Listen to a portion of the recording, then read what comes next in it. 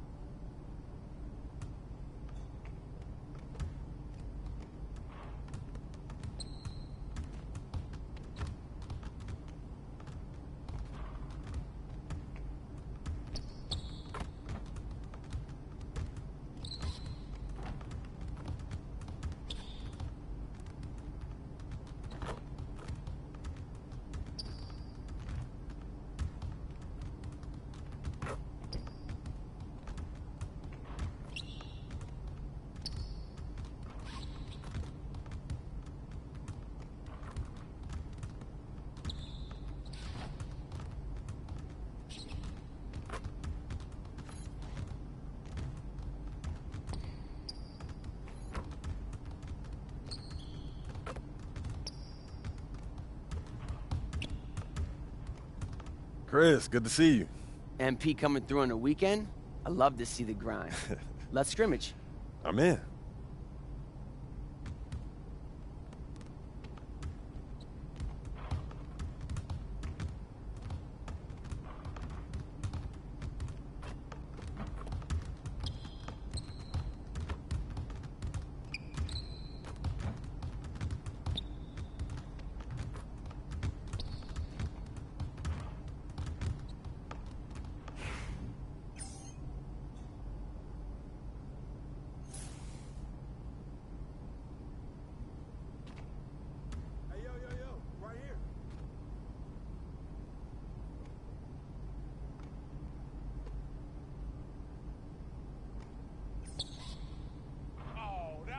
That's the win. What?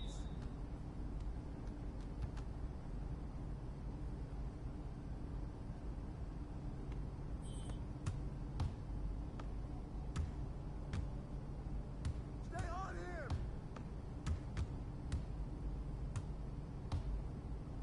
Go over, go over. You got him.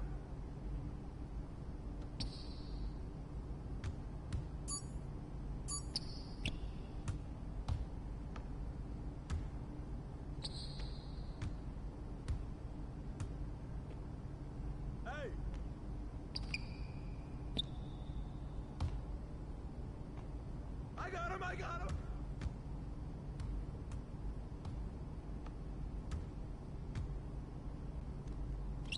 Grab that board! Wait, get it!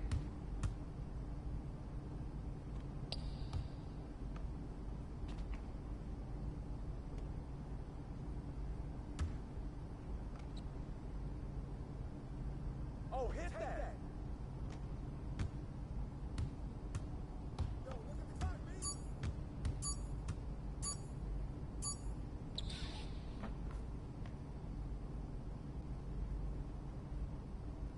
I got it, I got it.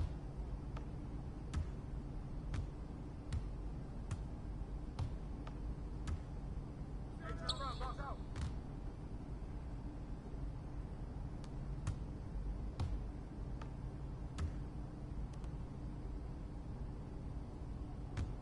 Hey, yo, yo, yo, right here.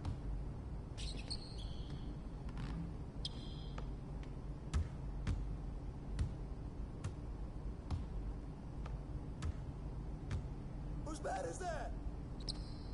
Box! Box!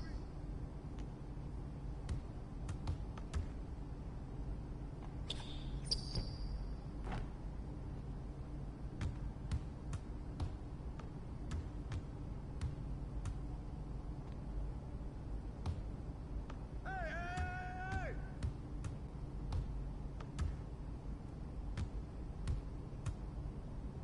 Ball coming, ball coming!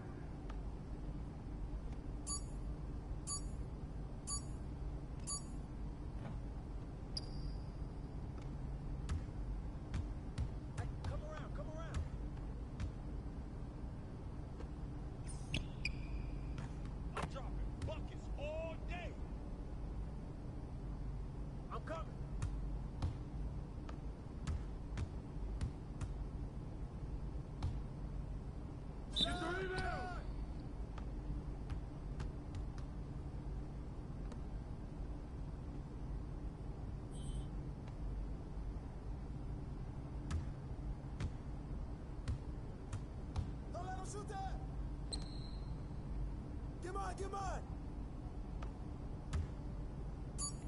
Hey, right here, right here! Yeah, get on it!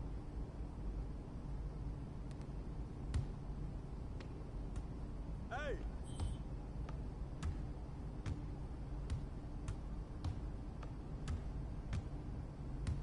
Bust that!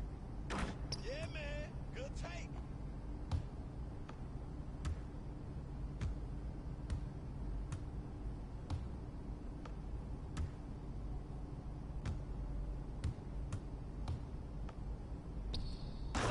Get board, get board, get board!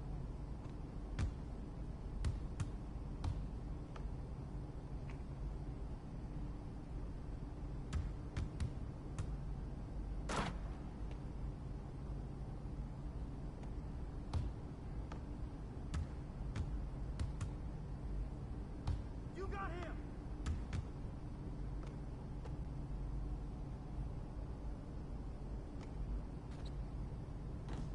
Hey, good board.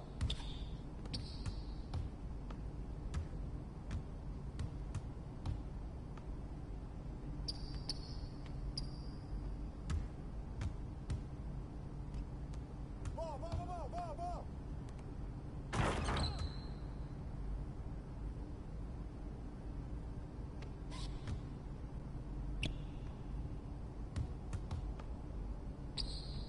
Hey, yo, yo, yo, right here.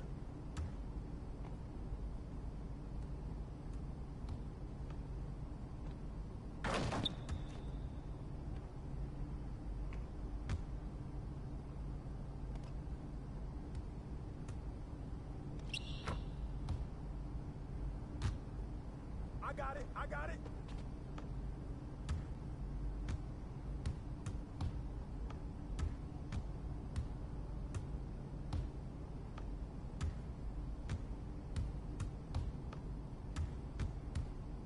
Shut up! Get forward, get forward.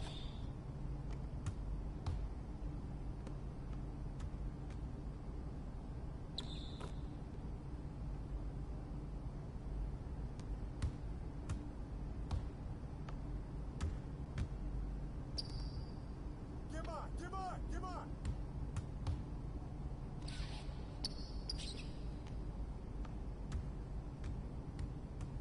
Hey!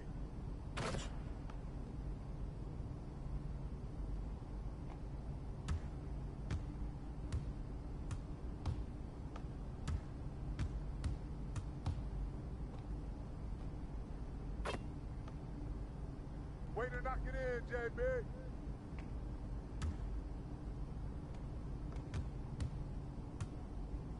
Oh, where's the foul, ref?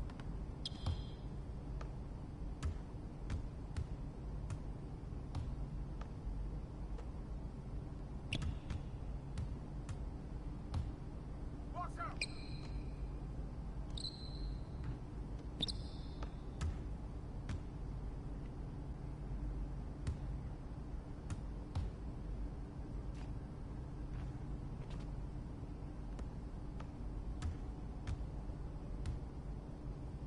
Pressure him up! Pressure him up!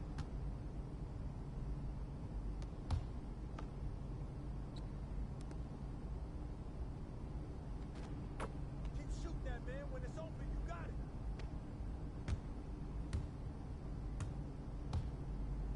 Who's watching him? Go over there. Stay there, stay there.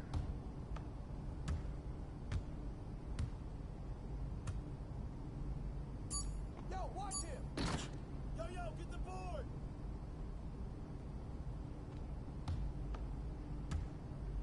Hey, let's go. Move around.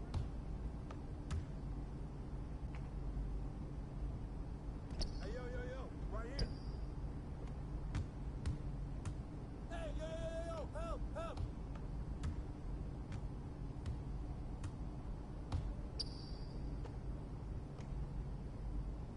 Get there, get there.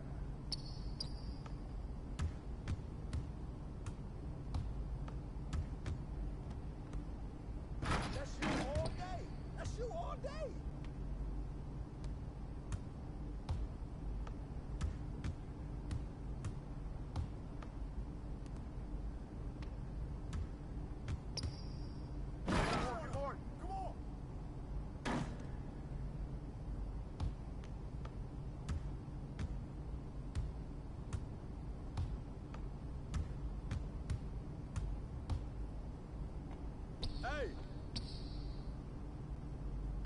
That man, when it's open, you got it.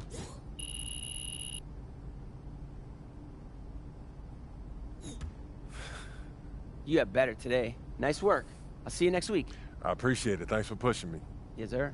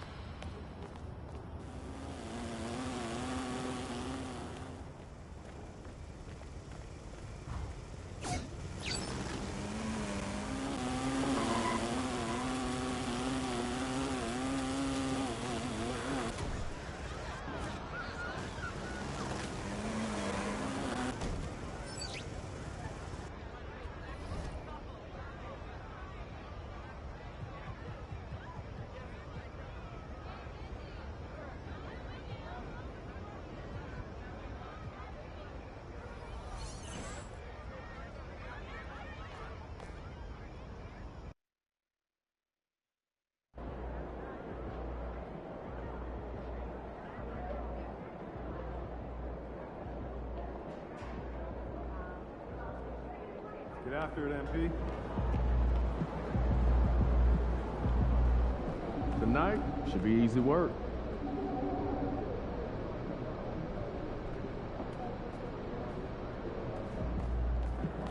The other team's already worried about stopping you, MP.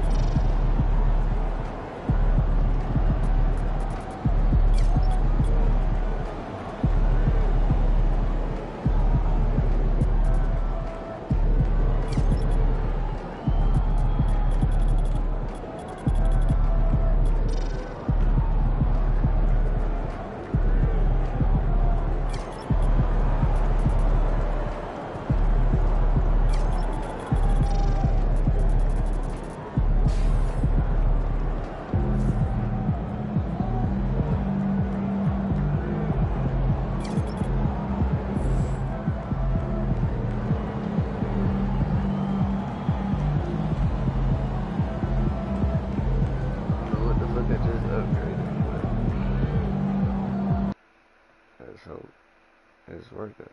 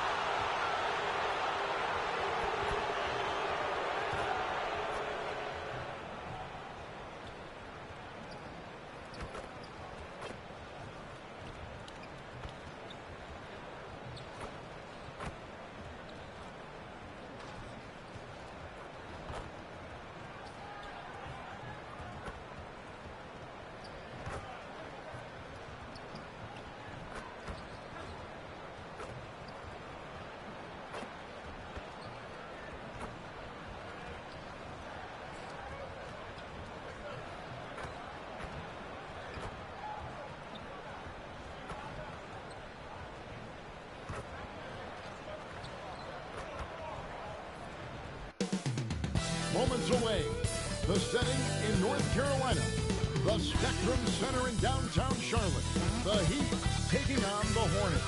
For the Heat, kind of a seesaw affair over the last 10 games. But this team feels they are better than a 500 team. They look to tip that balance with the win here. Hornets, Heat, up next, right after. Welcome, everybody, to another presentation of the NBA Live on 2K Sports. With Greg Anthony and Hall of Famer Doris Burke, this is Kevin Harlan. And we're pleased to have on the sidelines tonight, David Aldridge.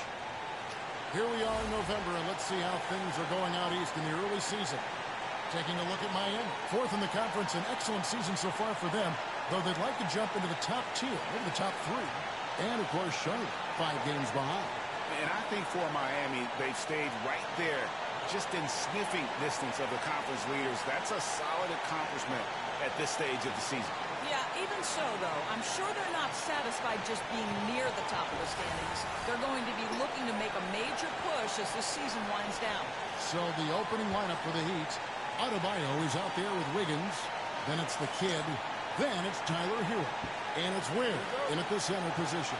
And for Charlotte, the guard spots filled in by Paul and Miller. Nurkic is out there with Bridges. And it's Green in at the 3, the small forward. All right, Greg, here we are on the day before Thanksgiving, a very special time of the year. Any favorite Thanksgiving traditions or foods for you and your family? Oh, Kevin, I'm a sweet potato pie lover, but I tell you, man, I love it all. I can't wait. Well, the great length and the great size of the backcourt, LaMelo Ball continues to improve as an interior scorer. From the arc, and he hits the triple. 3 points there on the shot from... What are my things? The perfect shots. And that's exactly what he's looking for, draining the triple. Bridges outside. Miller, the pass to Green. Good. And Miller gets the assist. The real. Come at us, and we're coming right back at you. And you would expect nothing less from these two, taking pride and making plays. And stolen by Miller. Why did that shot? On the wing, Miller. Up and in on the layup. And more than just a jump shooter, Miller's very good around the rim. A rare quality for a wing these days. Let's check in with our reporter, David Aldridge. Thank you, Kevin. Caught up with Coach Charles Lee. I asked Coach about facing off against Bam Adebayo, and he told me the dangerous thing about Bam is his versatility. He's able to play different roles for his team depending on the matchup. And that versatility makes it difficult to game plan against him. Guys? Thanks so much, David. Nurkic in the post. And shot opportunity. Still looking for his first make after that miss. He's 0 for 2. Out to the wing. Here's the kid. We saw him go on a scoring rampage last game. Here's Adebayo. And there's the big-time jam as he slams it right over Nurkic. Oh, that's not fair. Adebayo using his athleticism to give this crowd something to remember. Nice angle on that replay with the AT&T 5G slant cam. Ball finds Nurkic. Wow, Bridges. Pass the ball. His second shot goes in, off to a good start, 2 for 2. What a finish by LaMelo Ball. Thin frame, but that length at 6'7", he can mix it up now. Looking at the Hornets, Greg, they're still in pursuit of their first trip to the NBA Finals. And, Kevin, I hope it happens soon because their fan base deserves it. They've stuck with this team through some difficult years. It's about time they get rewarded. Nurkic kicks to Miller. Pass to Green. Charlotte moving the ball around. Here's the 3. Miller, no up. And here's Hero. He'll bring it up for the Heat. This game coming after a loss against the Bucks. Really a disappointing effort. That game could have and should have been closer than it was. Listen, I don't fault the effort. That was there all night. It was the quality of play that was lacking. There was not a ton of cohesion. They've got to figure it out. Well, the defense clearly was not interested in guarding him from downtown. They're very fortunate he missed. 3-pointer. And it's rebounded by Charlotte. They come into this one having outplayed the Magic last game. And I credit the shot selection in that one. It's hard to stay patient, but you see the reward. Well, typically, Greg, great decision-making leads to great shooting percentages. I thought that team played a very smart game. Miami's gone 3 of 6, 50% from deep so far tonight. Here's Ware. Still yet to score. Here's Sosa. And right away, they match it with a 3-pointer of their own. I'll tell you, this lead's not going anywhere with this guy making plays. What a quarter. Bridges outside. Miller gets to Green. Bridges, no one around him. Trying to answer back, but that three is off the mark. He'd have gone 5 of 8 from the field, shooting over 62%. Here's Sosa. Offline with his three. Charlotte through. Lets it go. Miller, no up. Wiggins outside. Wiggins gets the screen from Sosa. Pass to Adebayo. Double team on Adebayo. No good there off the double clutch. Charlotte's gone 2 of 5 from three-point land here in the first quarter. Green dishes the ball. Miller outside. Charlotte no good that time either.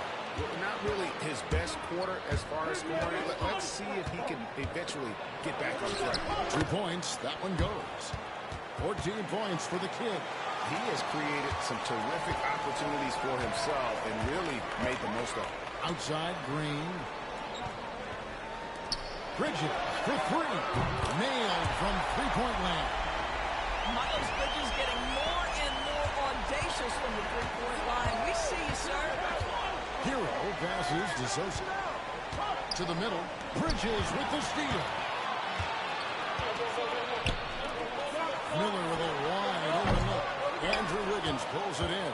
Boy, what a nightmare quarter for this guy. He's playing right into the hands of the defense at this point. Pass to the kid.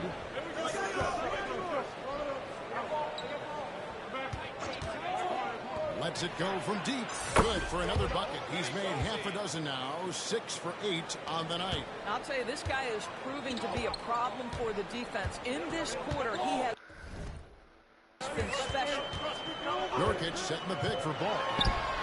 And another 3 for Charlotte. And we'll have a timeout called by Eric Spoelstra. He wants to make some adjustments to the game plan, clearly.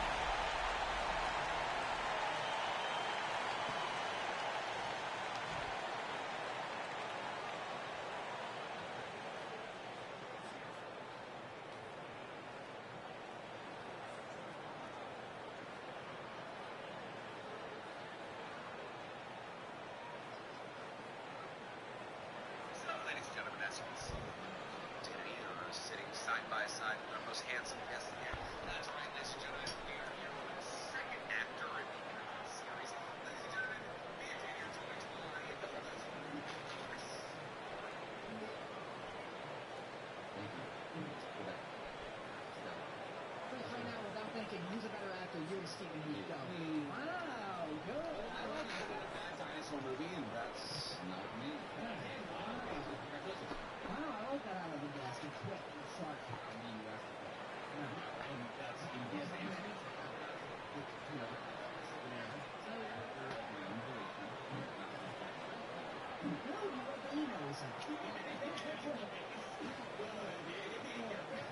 Trey Mann, he's checked in for ball.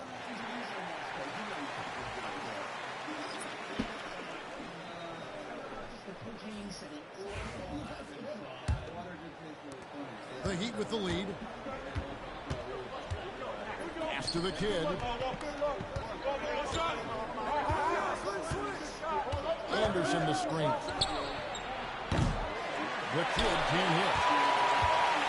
And here's Bridges. They'll bring it up for Charlotte. They faced off right here last time they met, but the Hulk just couldn't pull out the win. And really just a bad loss. No other way to put it. I mean, they maybe overlooked some of the bench players because those reserves got loose offensively. And we've seen several lead changes tonight. Neither team giving an inch.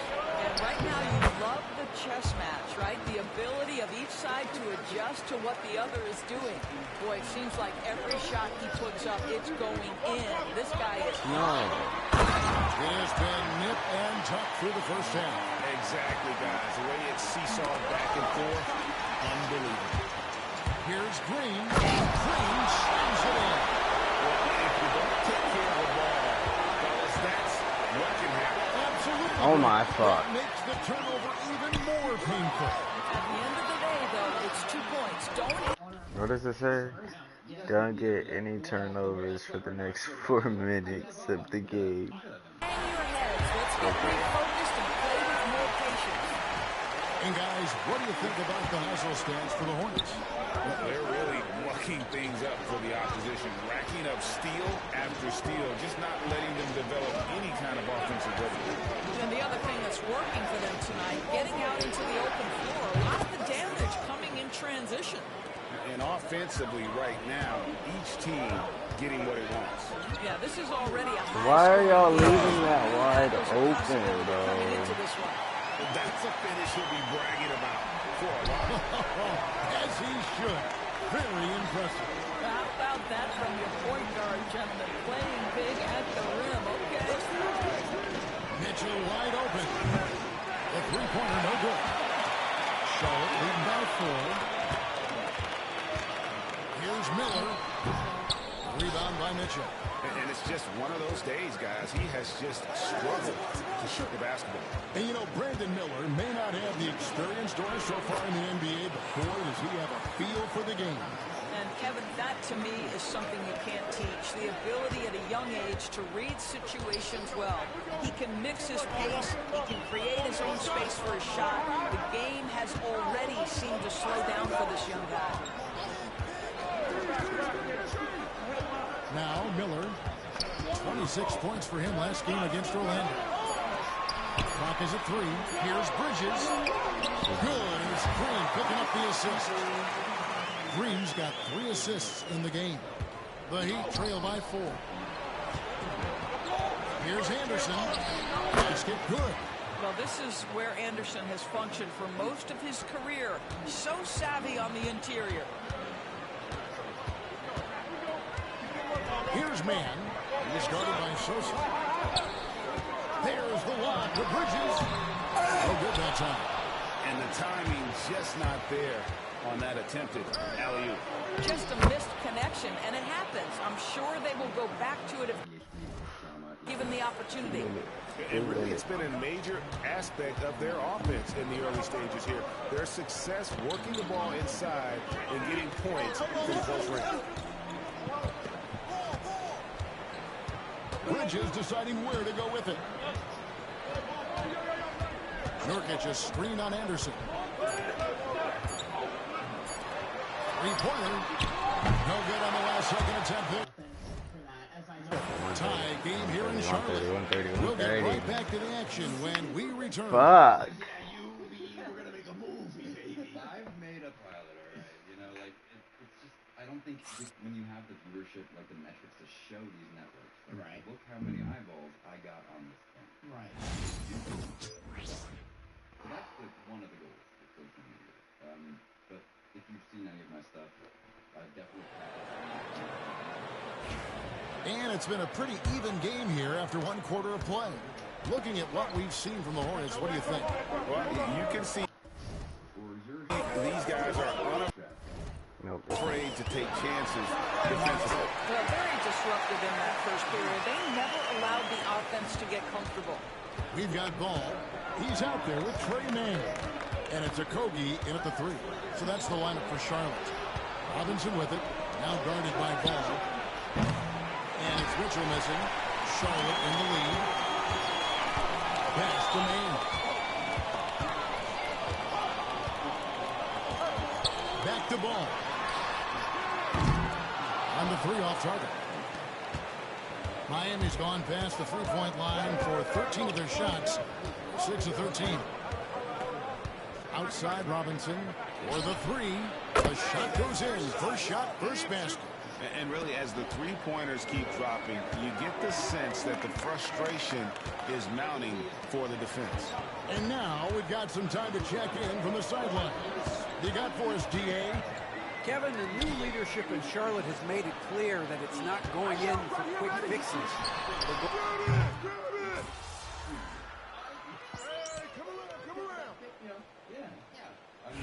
MP, you need a spark.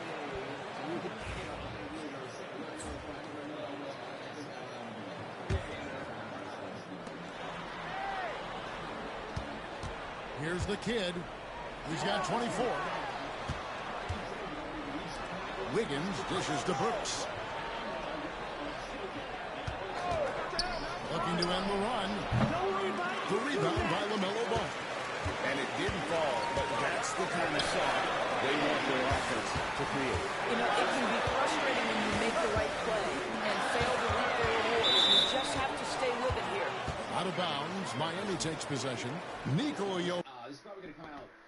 Which is checked in for Adebayo. The Heat trail by 3. And here's Love from the arc. That doesn't fall either. He's missed his first 2 shots tonight. From 15 feet away, and it's Miami with the rebound. Hurts on the wing, covered by Miller. Higgins outside. Over Green. And it's Wiggins missing. And here's Bridges. He'll bring it up for Charlotte. Pass the ball.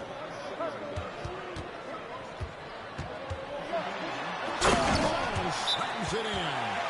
LaMelo is always a tough matchup, but tonight almost impossible.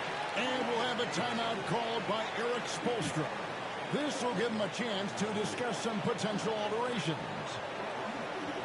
And the Hornets making a change here. Man's checked in. And a chance now to see how teams are faring across the league. Here's the latest edition of the Power Rankings. Look at Cleveland. They're gaining on some of the teams above them, trying hard to crack into that top 5. And when I look at the Heat, they had some high hopes coming out of the gate. Frustrated with their level of play thus far. But they certainly have the pieces to be a factor in this race.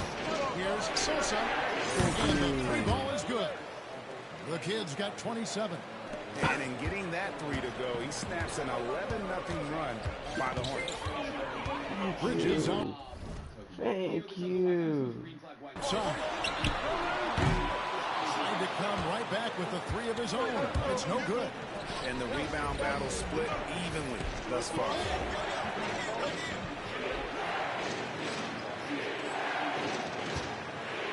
Shoots it. The Kid gets the bucket. The Kid's got it all tied up now for the Heat. Greg, we know about the Euro step, but is the D-cell the next move that's getting more notice? I think it is, Kevin, and you can see players have quickly incorporated that into their arsenal.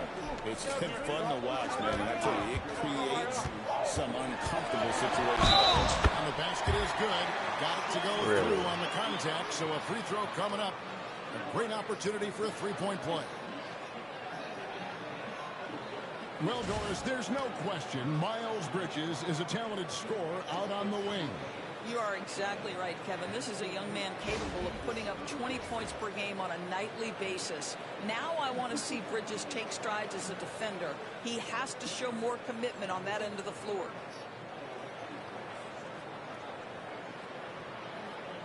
Find the lane. Find the lane. One shot.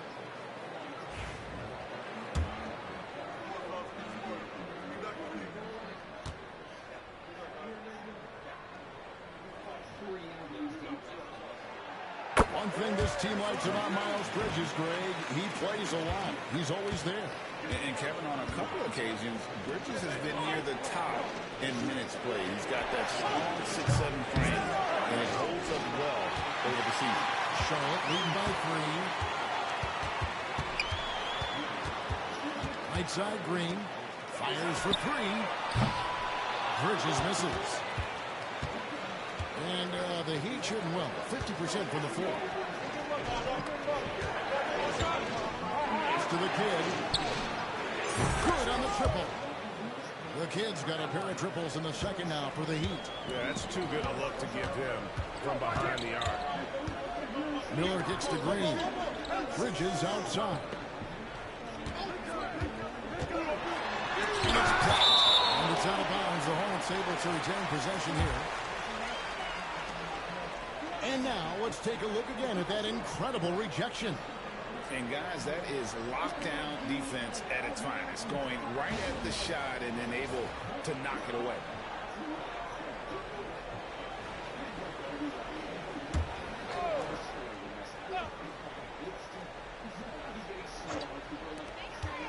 Here's Mann. Nails the 16-footer. Maine's got 4 points now in the quarter. Miami's gotten fond of that three-point shot here in the second quarter. 4 of 9. Jovic passes to Sosa. And trying for the go-ahead basket. It doesn't go in. Here's Mann. He's covered by Sosa. Charlotte moving the ball around.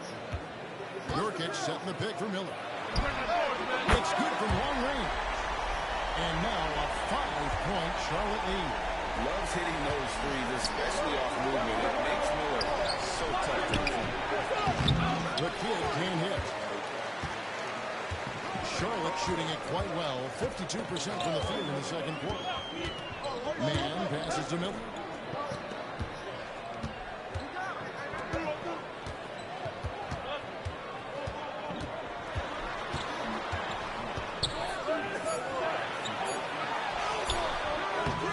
Miami with the rebound.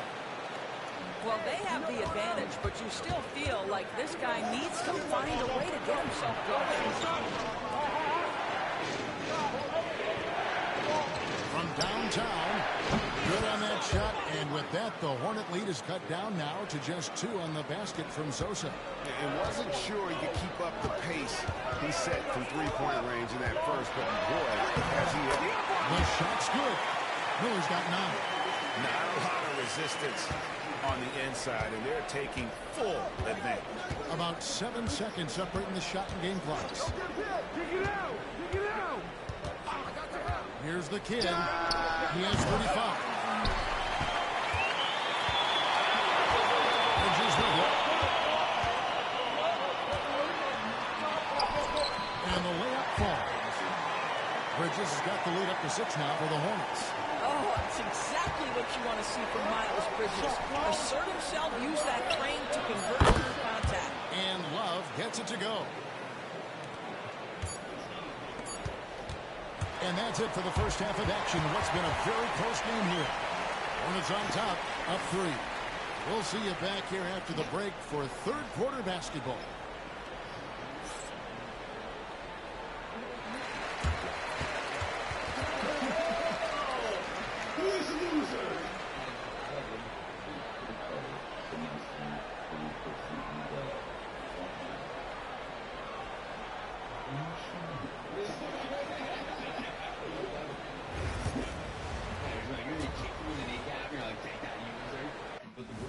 Such a good guy.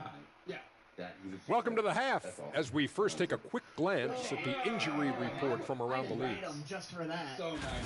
Before we get into that, I want to know, back when you guys played, what was your favorite city to play in? Well, Shaq played for every team in the league, so I'd like to ask him first, Ernest. Well, everybody wanted me, Kenny, don't be jealous. I say LA is way up there. You know, because you're always home. Especially during the 3P days. It was very, very hot there. Yeah, you kind of set yourself up for that one, Jack. And now looking at the Hornets, a very close game so far. When you look at how they're getting their points, a good portion comes from inside. They're going right at the defense. I like the aggressiveness. Don't lose steam in the second half. And I wrote your Twitch handle on my badge, and I was Danny Motta for the day. Thank you for being with us. Now let's send it to Kevin Harlan for the second half tip. That's why nobody likes me anymore. So I straight up went to TwitchCon in San Diego, and then I bumped into this guy who was like, oh, like he was like a friend of a friend, and he was like, I'm a Dr. Disrespect's cosplayer. And so I snuck him in to get to. And we've got second half action for you. Thus far, a pretty evenly contested game. A fantastic game from the kid in this one. Something has kicked him into gear tonight as he has done work on the offensive end. Boy, he's been aggressive, looking for his shot. Remarkable effort on the offensive end in that first half.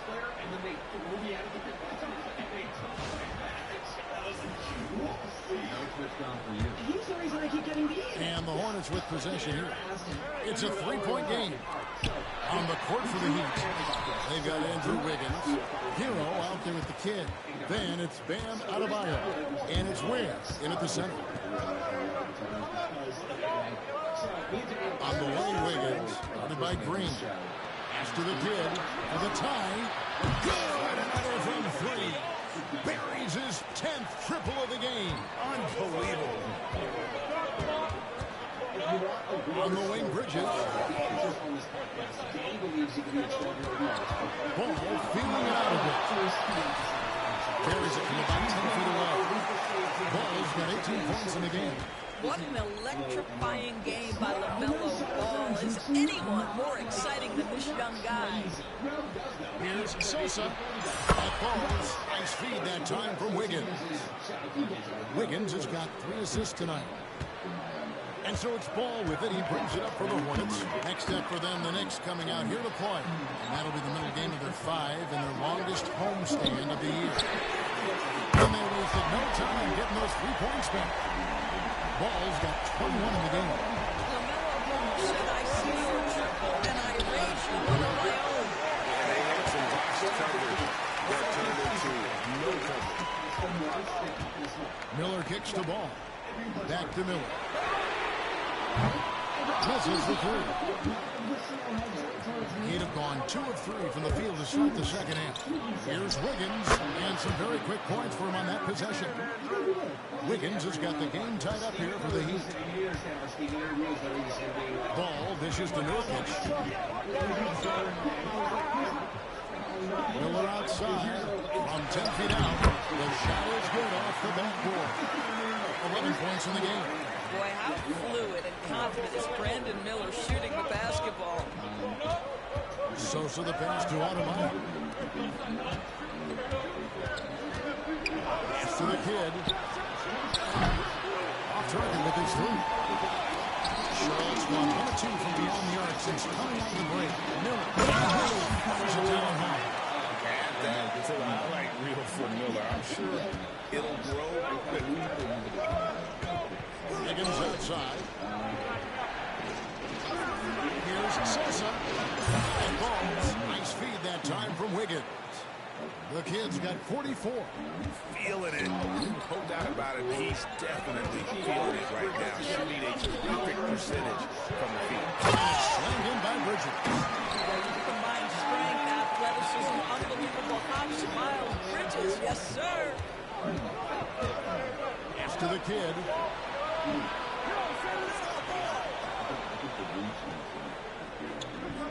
don't know what my answer is. My answer is anybody 6 on the shot clock. The Heat need to get a shot off. 3-pointer. Wiggins. Miller grabs the net. And then I have pretty much. They haven't been able to turn it into a big lead, but their rebounding advantage is starting to add up. Ball no good. Well, we didn't see the same kind of control we're used to seeing from him. This guy is usually a tremendous finisher. On the wing, Wiggins.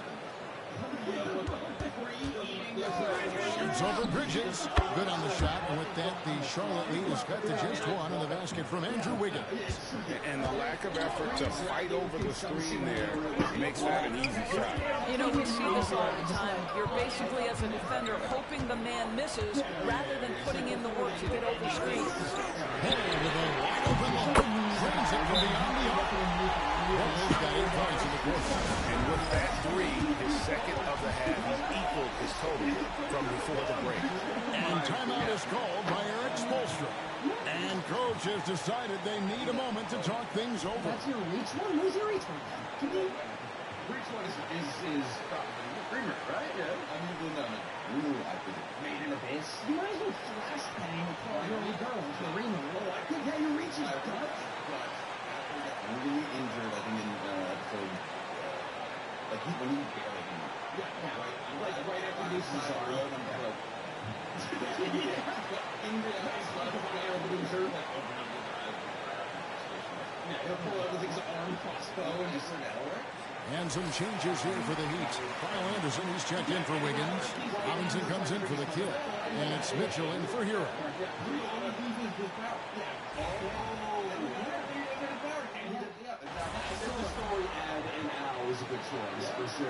Okay.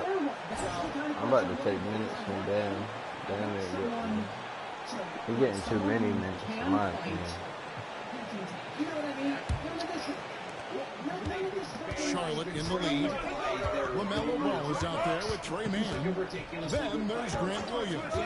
And it's Diabate in at the 5. So that's the lineup for Charlotte. There's Okogie, covered by Wiggins. Shot clock at 5. Deep 2 from Paul. It's hauled in by the Heat. Listen, he knows he should have made that shot. We'll see if they can work it back to him in that same area. Hero, no good. And so here's Charlotte. There's Okogie. Pass to man. To the inside. There's Ball. And the call on the shot that sends him to the line. LaMelo Ball came in like a storm into this NBA doors, but hasn't been able to stay healthy since. It's so cheap, Kevin, and that's unfortunate because the skill is apparent every time he plays. He's a game changer with his size and his playmaking. The NBA is better off because of the flair and the style he brings when he is healthy. Ware passes to Sosa. 3-pointers off the mark. Charlotte leading by 4. Driving to the basket. And contact on the shot, so he'll be shooting free throws here. And you know what? You allow a guy to get right to the rim like that. That's your only option. And let's get your take, guys, on the scoring breakdown for the Hornets. You love how they've lived in the paint, making the defense just consistently have to collapse and still finding ways to convert. The other thing that's been impressive is really just relentless driving the basketball. Doesn't matter if the defense is there, they are challenging them and getting it done. All free throws good for man. And they're drawing more whistles and working their way to the line here in the second half. Hero passes to Sosa. He's essentially cheating on steroids. He's explicitly stated to be destructive advertising on a game of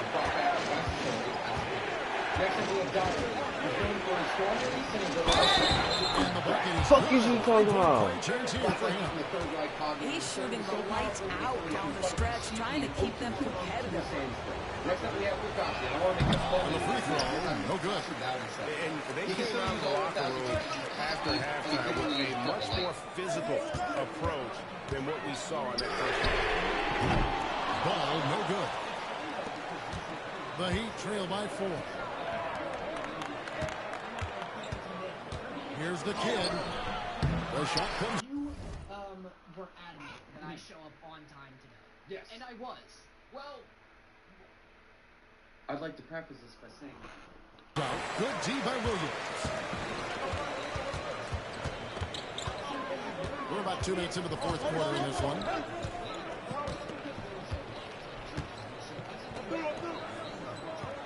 Williams throws it down. What a finish at the rim by Grant Williams. I didn't know he had that in his game, fellas. Here's the kid. He's guarded by Williams. Pass to Adebayo. Here's the kid. Nice D from Williams. Ball with it. Picked up by Hero. Just over 2.5 minutes played now here in the final quarter of regulation. Here's Okogie.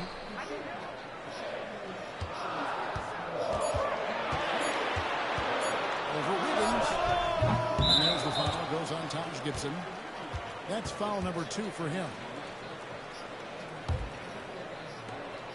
Miller's checked in for the Hornets.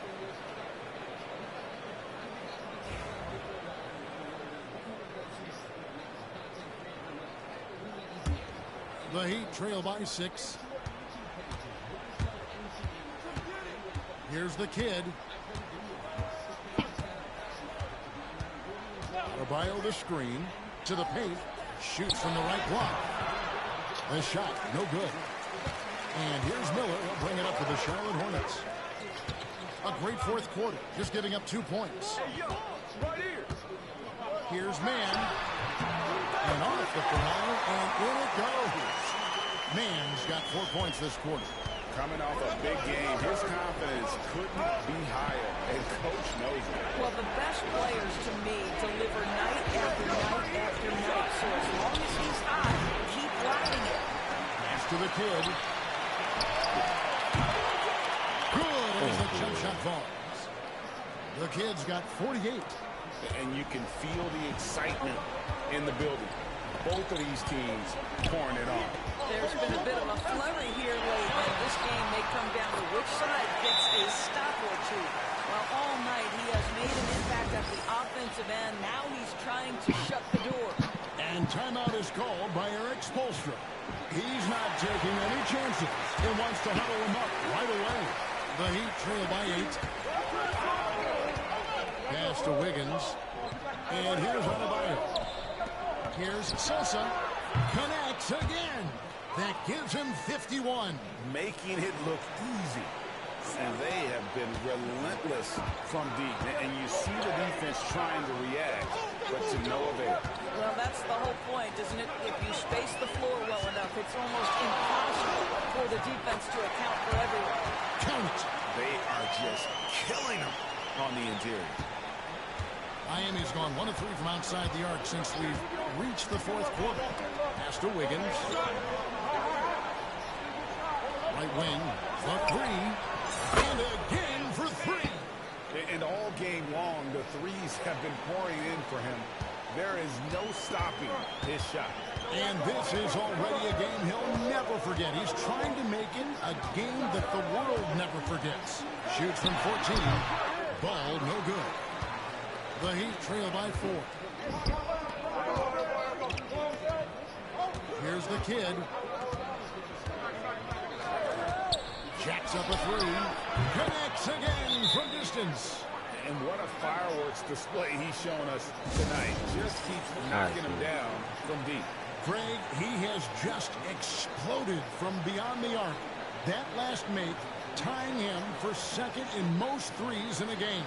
And timeout is called by Charles Lee. It's a chance for them to regroup and refocus.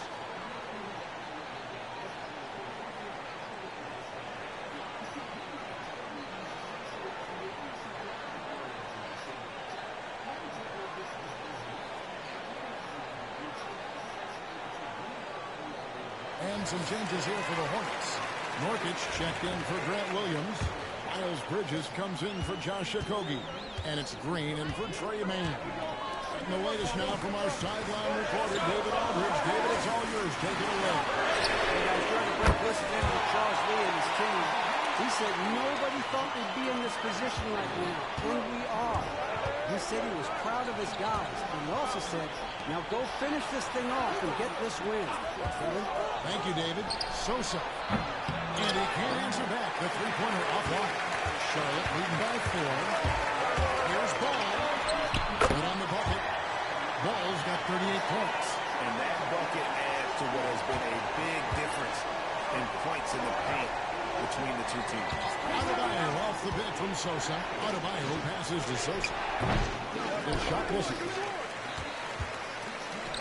Hornets have gone 6 of 9 on their field goal attempts since the start of the fourth quarter. The Heat trail by 6.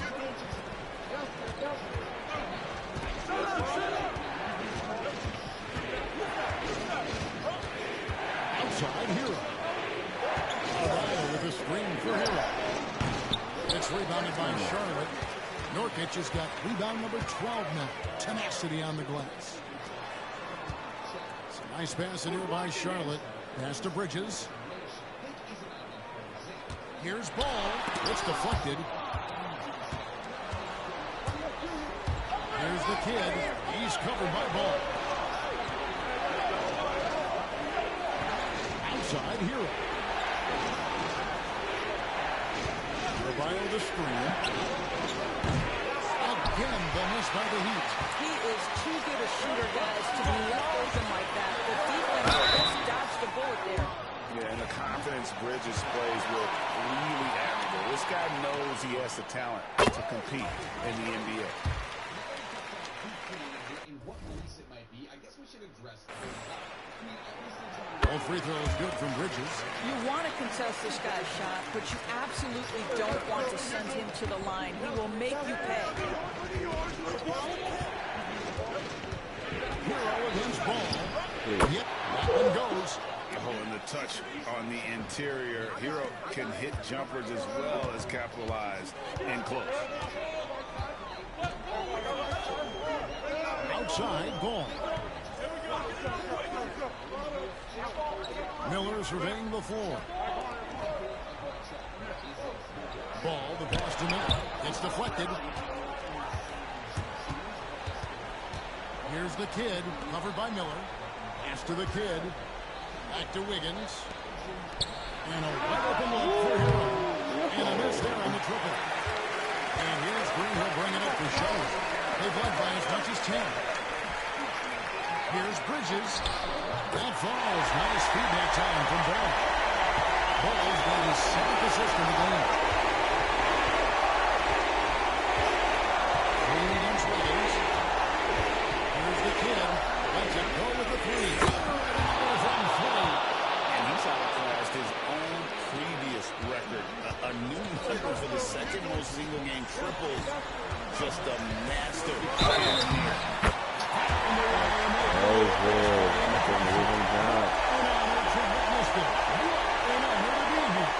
He is quite simple, as good as you'll ever see from long range.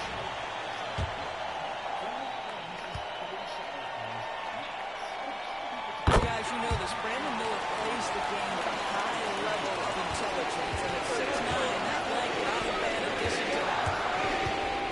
Out of bounds as the Hornets gain possession.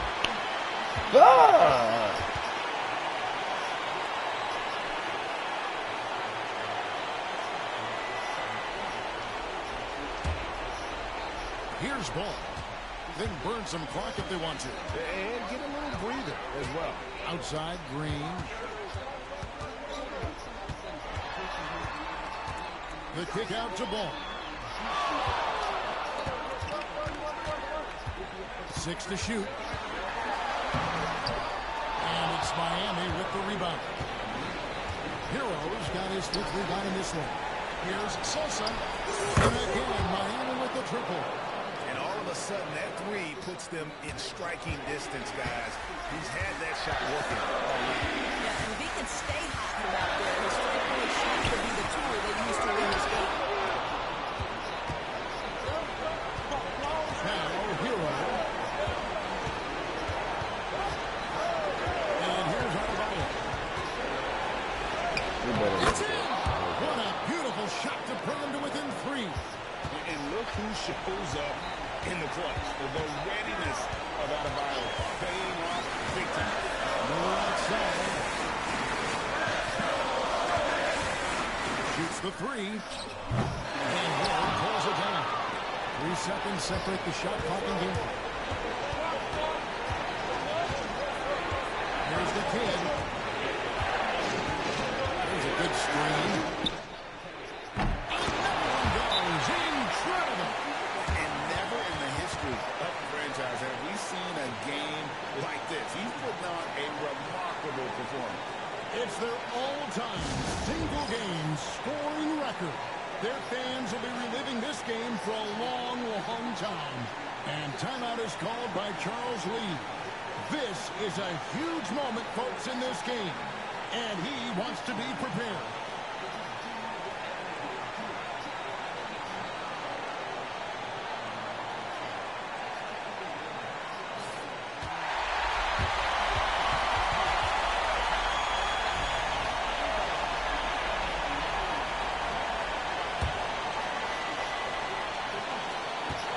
Seconds left in the 4th quarter. Here's Ball. Missed.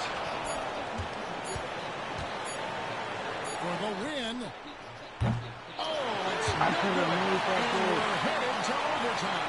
And that's going to do it for regulation. So we are headed to... Somebody you're fighting because you don't know which person is the real person.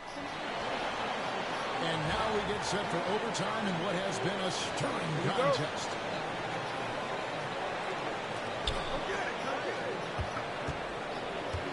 Hero The guard spots filled in by Ball and Miller. Bridges out there with Josh Green. And it's Nurkic in at the pivot spot, manning the middle. To take the lead. The kid can't hit. And you could tell he thought that triple was going to fall. There's Ball with the three. It's hauled in by Hero. Hero's got his 6th rebound on the night. Here's Sosa.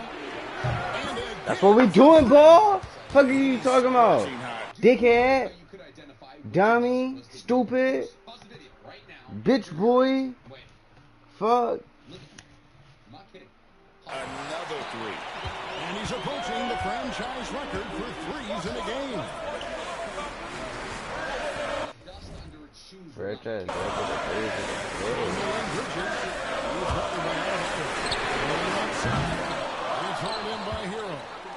You know, he wants to answer the three that was just made on the other end, but he can't let that go.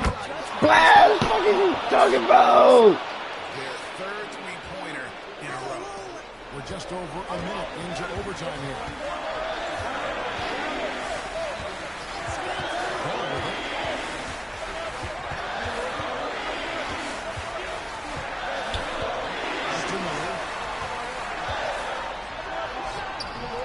Andrew Wiggins grabs the board. Wiggins has got his 4th rebound in this one. Here's Sosa. I want it again. Off target from outside. Okay. Even without that three-ball dropping, they should have done more on that last play. He is making his that. diverse game in 6'9" frame. Brandon Miller can score in bunches. And on nights like tonight, it's really hard to get someone to match up with. Here's Sosa. Trying to answer back, but that three is off the mark. Hornets trail by 3. Outside Green. The kick out to Ball. Ball slams it in.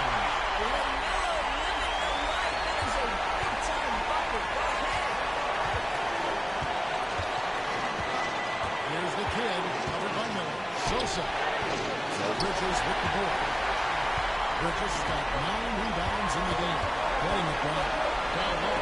Trying to find Green. He's got it now. Can't connect from short range. Miami was on 2 of 5 with their shots from 3-point land in the extra period. Right of the screen. Damn. There it is. A shot that puts him at the top of the record book. Well, Greg is now tied for the mark for most threes in a single game. In one word, amazing. Ball against Hurley. They kick it out to Green. Bridges with 3. And it's Miami with the rebound.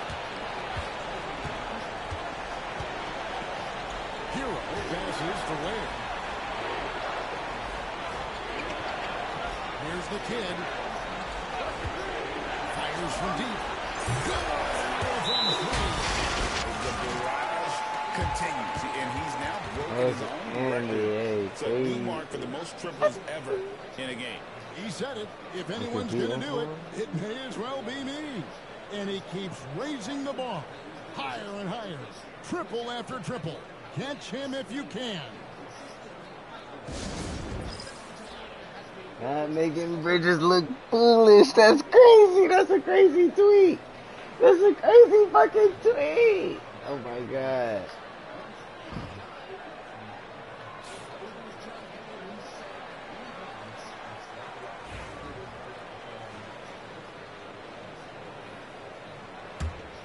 Get outside! Get outside!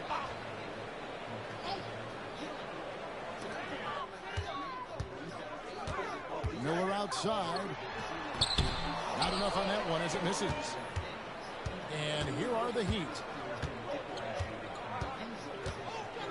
Here's the kid.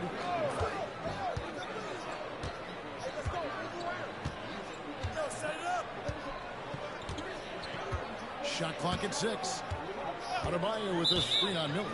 And so it's going to be a 3-second violation out there on the defense. Good shit. I didn't even know I did that. And we get the ball back. Say that. Yeah, they're not gonna have those. Here's the kid. I'm letting that bitch go. Just 5 on the clock. And another one falls. Amazing. And incredible. Never thought we'd see another player score this much. I mean, it feels surreal, doesn't it? That score puts in time for the second most points in an NBA game. Did I just tie with Kobe? And to think when the night started that we'd see someone match Kobe's 81, his performance has been I just tied with Kobe. And so Miami takes this one by a big margin. Yo. They escaped with a victory, although they needed an extra period to get it done. Yeah, but what a great game. I mean, both teams, I felt like, gave it their all. But when it came to OT, it was just all about sheer determination on their part. And that'll wrap it up, folks. For Greg Anthony, Doris Burke, and David Aldridge, this is Kevin Harlan saying thanks for tuning in. So long and good night, everyone. So by maintaining a small chucker connection between all shadow clones and the user of shadow clones, you can re-establish control of any clones that have gone wild. However, this connection can work against you. This means that sometimes pain felt by the shadow clones or the user of shadow clones can be felt by everyone. Call the electrician because MP just shot the lights out.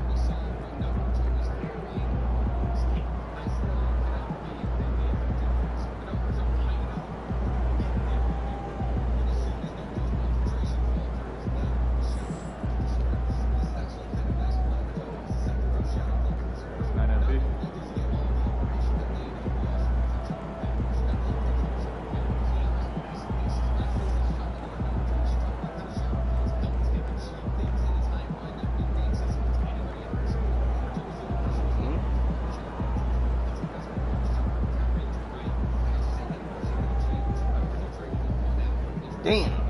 I did not try to do that.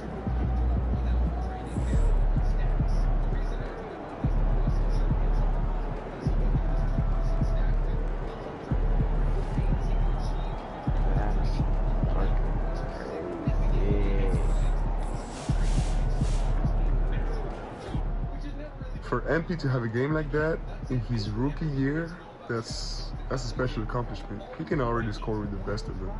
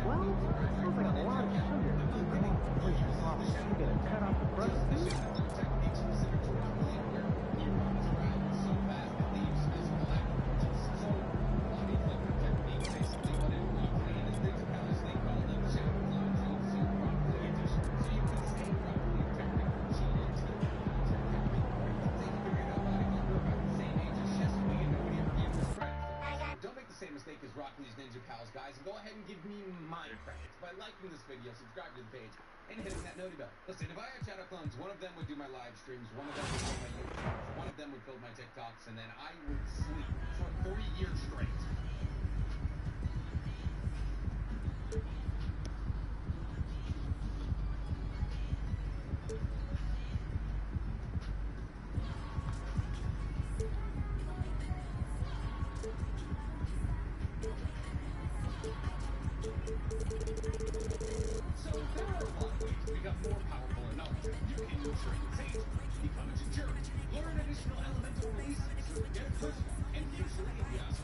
somebody strong in the Naruto universe, they'll respond with one of the options. Naruto is strong because of Kurama. Sasuke is strong because of the Shard. Sakura is strong because of the 100 years. And so on and so forth. There is another way to get strong in the Naruto universe. A way that's a lot less talked about. And that way is through the usage of ninja tools. So now I know you're going, give me those things that 10-10 uses. Well, yes. Yeah, I actually did. But here's the thing. Just because 10-10 doesn't use ninja tools to their fullest possible strength and capacity doesn't mean that ninja tools as a whole are useless. In fact, we have said multiple times on this page that 10-10 use ninja tools in a way more conducive to her strengths, or if you simply to increase the arsenal of ninja tools that she had access to when she was a Hokage level threat. However, her reliance on either the worst or most basic ninja tools she could get her hands on stunted her growth as a ninja. But what are the tools she could hypothetically use to become this Hokage level threat, to gain strength beyond her wildest dreams? Well, that's the subject of today's video, because today we're going to be talking the top 10 strongest ninja tools Rick can explain. Before we break or explaining anything, guys, please, for me, like this video, subscribe to the page, hit that notification. And if you love the idea of me recommending explaining things from your favorite anime and manga, you're gonna love my other channel, The Root for Man, that's talking about Naruto and Boruto. I talk all other anime and manga. If you like the idea of me talking about anime and manga, then you're gonna love my anime podcast. Dr. Anonymous for me, Danny Love break down everything happening in anime and manga. This week on available on YouTube, Spotify, and every podcast. And if you just want to like somebody who keeps up with all things anime and manga, go ahead and enter over to my merch at DrAnonymous.net, where you can pick up some of the great anime t-shirts, sweatshirts, sticker packs. Man, see, in the Naruto universe, the category of ninja tools is basically anything a ninja uses that toilet paper. If a ninja carries it on them to clean up after they take a number 2, can be considered a ninja tool. And thus, the category of ninja tool is incredibly broad. There are hundreds of ninja tools in the Naruto universe. And thus, this category extends far beyond just swords and shells. It can include anything from puppets to pills to perfume. And thus, whittling this list down was tough, especially now that I did not mean to do that. Come on, man, you see it.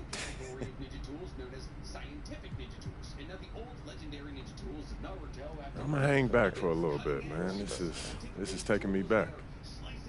You do you. I'll catch up with you later, all right?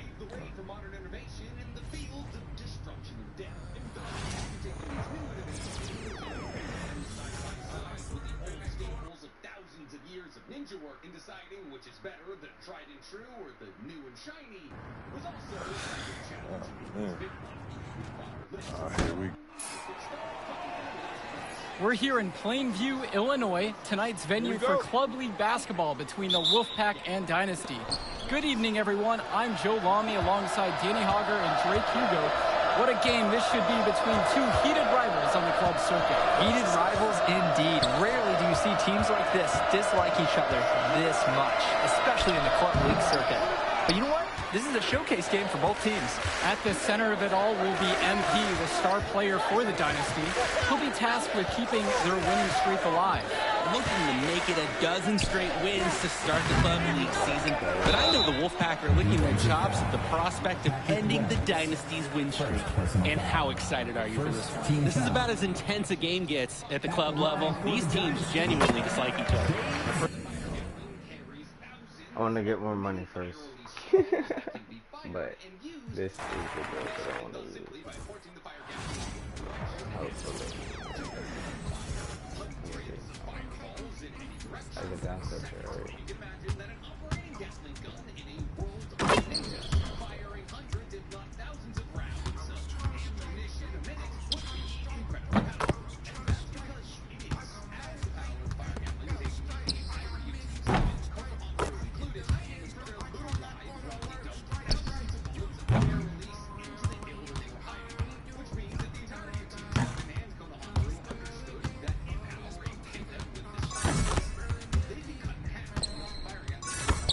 Why do I like this?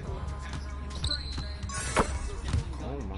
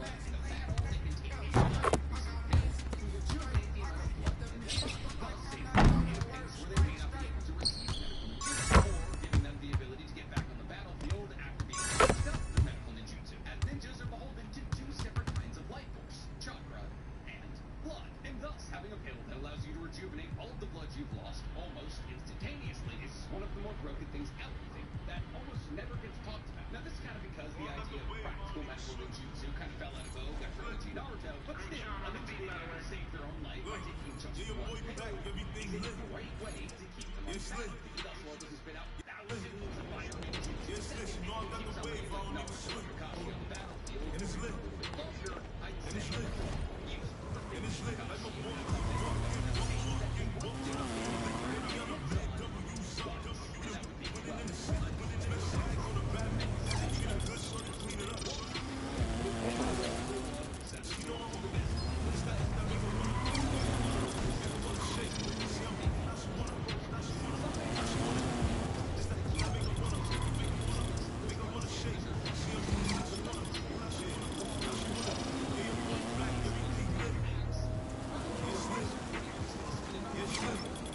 That's actually good. Shit, bro.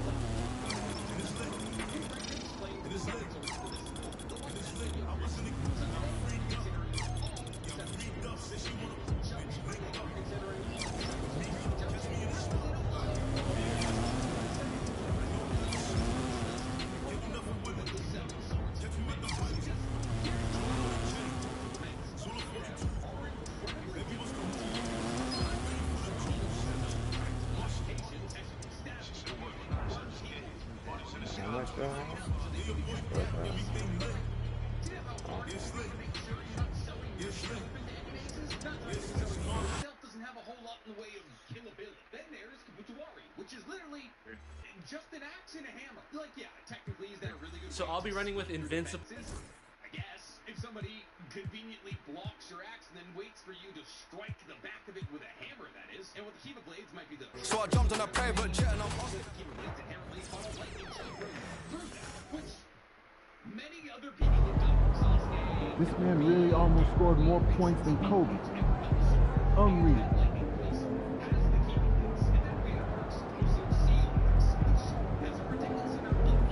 Wait, we gotta play them again?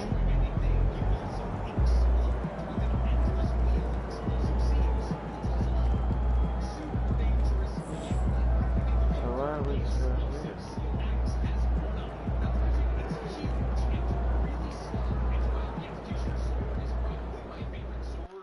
In fictional history, it is legitimately just a sword. You read as the ability to regenerate using the iron in blood. How often are we working for 600 levels speed? That is of a sword I ever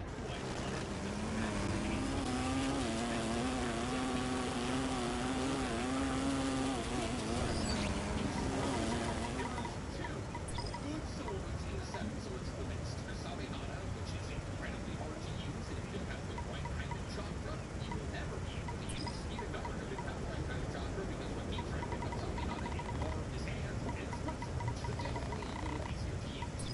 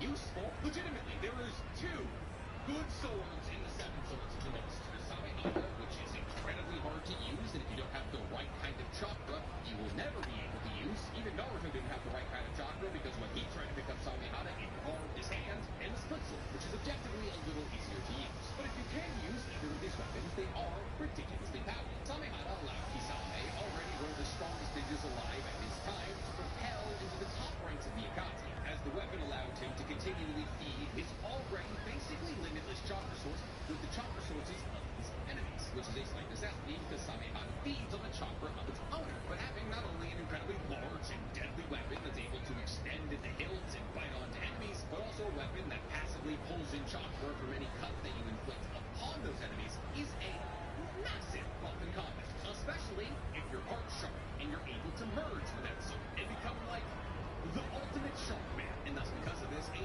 30% Kisame with Samehada was able to go toe-to-toe against a 6-gate guy. A full-strength Kisame with Samehada was able to go toe-to-toe with Killer B until Samehada decided he wanted to switch sides. And therefore, the combination of power between Kisame and the legendary sword Samehada made him one of the most terrifying foes in Naruto's history. And while the split sword is inherently a little less intimidating, but it lacks an intimidation factor, it makes up more in versatility. As the split sword is kind of like Asuma's chakra blade turned to 11, as it allows for much more than just the application of chakra in the form of an extendable blade at the end of his knuckle. As the split sword can do that, increasing its range by applying a chakra-like blade towards the end of it, but also the split sword can take on really any form it wants to. It can take on the form of a hammer or an axe, giving the wielder of the split sword the ultimate in versatility when it comes to a Kenjutsu weapon. It was through the power of the split sword that Chojuro was able to become the Sins Kai. Right enough about ninja tools from places that aren't Konoha.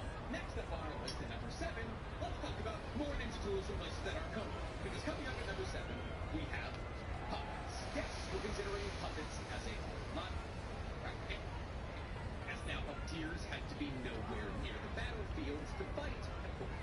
Now you apply the technology to the fact that puppeteers like Sasori have the ability to bring people back to life through the medium of puppets with their Genkai, and you have essentially a watered-down version of Edo Tensei that doesn't run the risk of the person you're controlling knowing the hand signs to break out of Edo Tensei. But enough about ninja tools from places not called Konoha, because coming up at number 6, we have a ninja tool from a place called Konoha. Because coming up at number 6, we have the Goombai. What's that? Great question. The Goombai is Madara/Obito's big old Uchiha fan. The city Goombai is a giant, non-folding wooden fan carved from a spirit tree. A spirit tree that only instruments meant to be used ritualistically are carved from. What's a spirit tree? I have no idea, but apparently if you carve weapons from it, you get powerful weapons. The Goombai, also known as the Goombai Uchiha, has been passed down from Uchiha clansmen to Uchiha clansmen for generations. But the most famous wielder of it is Madara. So much so that when Madara comes back to life during the fourth great Shinobi World War, Obito hands it back to Madara. But the Goombai has a rather unique ability. It has the ability to convert all incoming chakra into wind waves, and thus it has the ability to reflect an opponent's attack back at them. And therefore, any ninjutsu attack that you launch at Madara or any wielder of the Goombai, if they hit that ninjutsu attack with their fan, they're able to send it back at you. Meaning that the Goombai acts essentially as a perfect defense. And we don't necessarily know the limits of the Goombai, but we do know that Alright, folks. I know y'all ready to rock some hoops to some tunes and the dooms. I'm Young Wayne, the MC, and Cole Mills is dropping the beats for us. Let's hear it.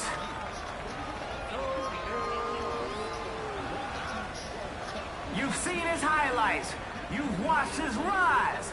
Now it's time to feast your eyes on the real deal. Make some noise for MP!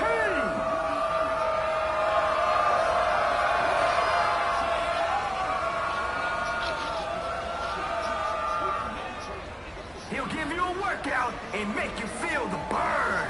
That's right, it's sweating Sammy!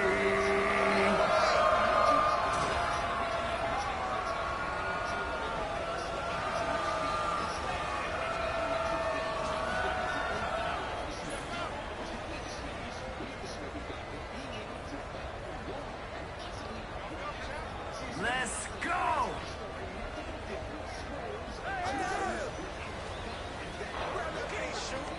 Misses a 3. off from three-point range. Can't finish on the inside. Guaranteed points.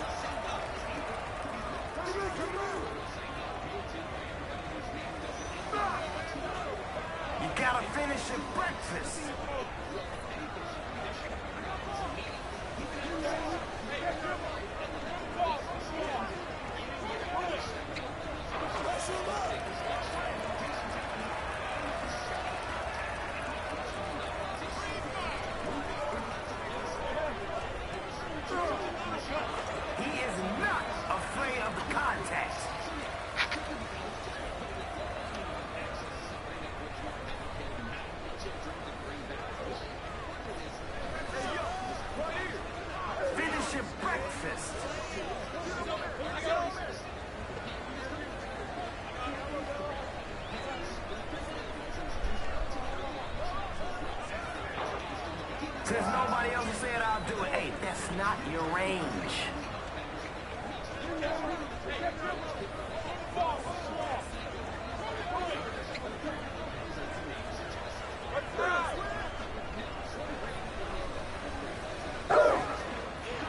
Oh, call that.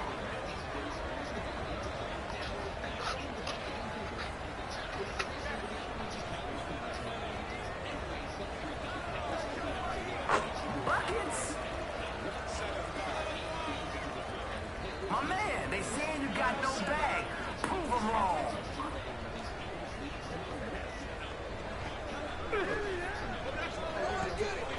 What? That's enough bricks for everybody.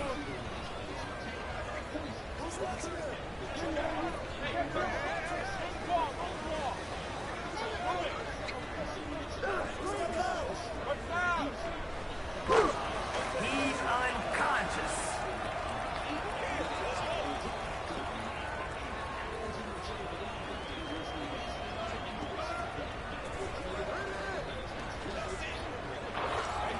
You going deep, MP. Draining it.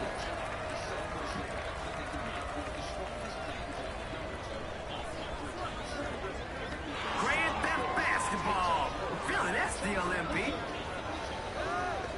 Send him back.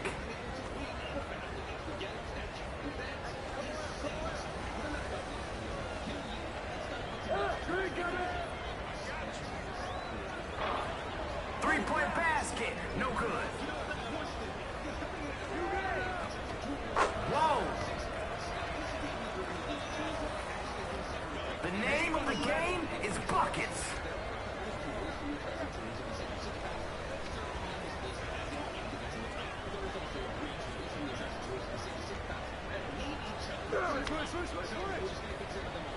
Oh, that's green.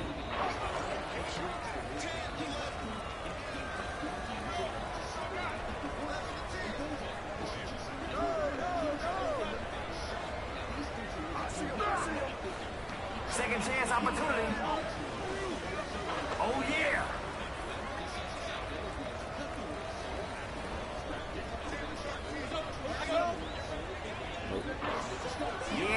Yeah. The next one will go in. We've heard that before. Off target with the triple. Barbecue chicken. What happened? We already did this From long range, shrinking the court.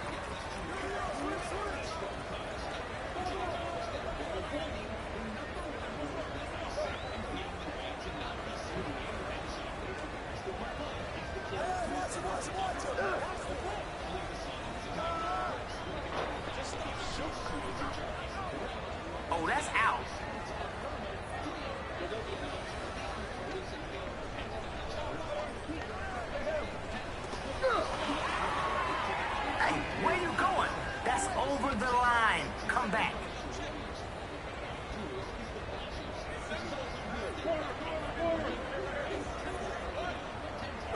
see. Get out of his way.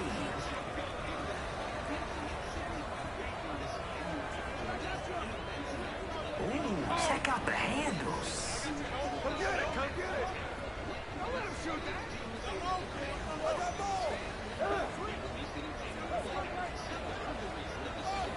Step into my office.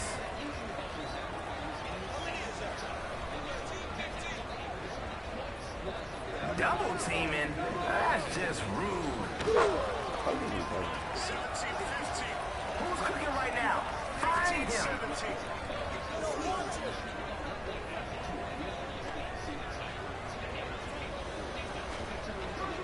Son, somebody come get him.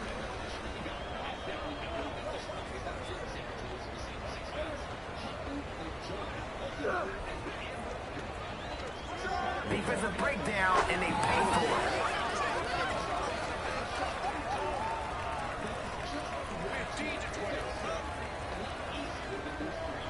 Keeping them guessing with all those passes.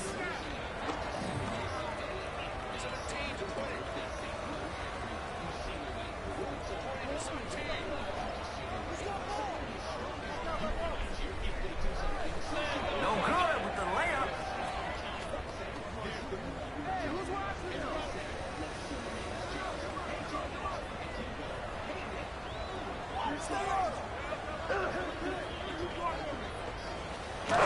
Yo, that was a heat check, and guess what? He's still too hot to handle.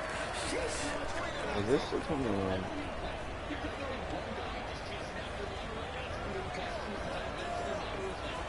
The game winner's up.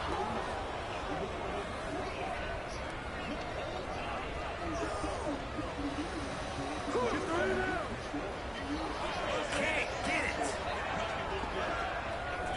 Up the court we go. Can't get the three to fall. Is somebody gonna box him out?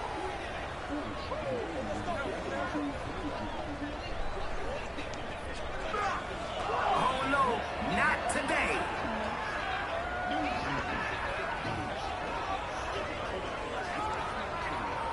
Now's the time to get cooking. For the win.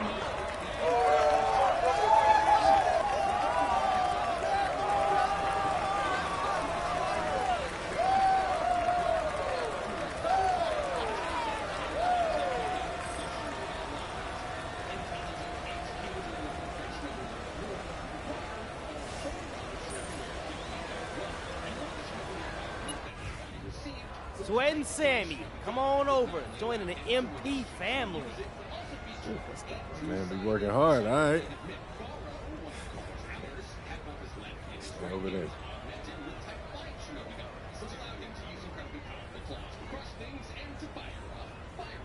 He was also good with reflex type pressure and muscles that made him massively more powerful than he was as a non-augmented heel. However, when it comes down to the most powerful examples of Shinobi-ware, usually people either talk about Milwaukee, Delta, as both Milwaukee and Delta's bodies have been modified down to a cellular level that allows them to modify parts of the body to turn their legs into rocket propulsion systems like Delta does, or to make their hands into giant blades like Milwaukee does, or to use their eyes to absorb so much chocolate. The only person who was able to overwhelm the chakra absorption rate of the eye was somebody with almost infinite chakra like Naruto, and thus by making their entire bodies out of cellularly sized Shinobi-ware, people like Milwaukee and Delta become walking weapons, capable of reacting to or firing off light-speed laser attacks and going toe-to-toe with KCM2 Hokage Naruto. So yeah, while Shinobi-ware is kind of a catch-all term, the lack of the main cast of Naruto having Shinobi-ware is one of the many reasons they lost.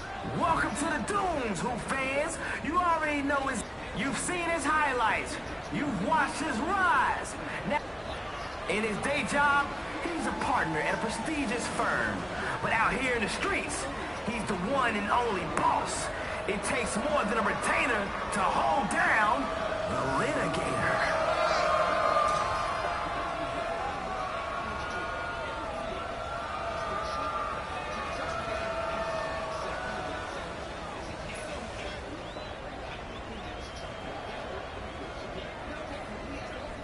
Okay, let's get to it.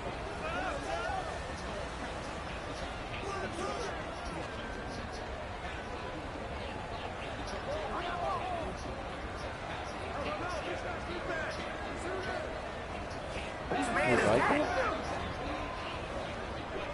They're in transition. Oh, fuck no. Can't get the three to fall. Quick bucket, and we're on our way.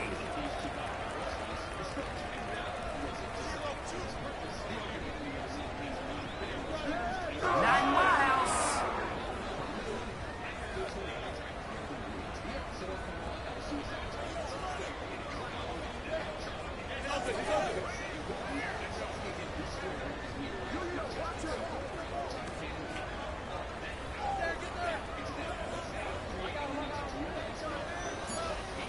Can't finish on the inside.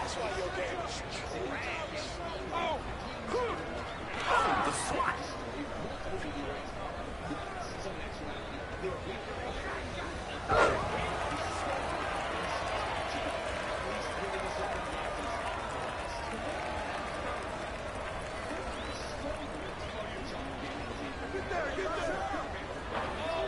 Misses a three.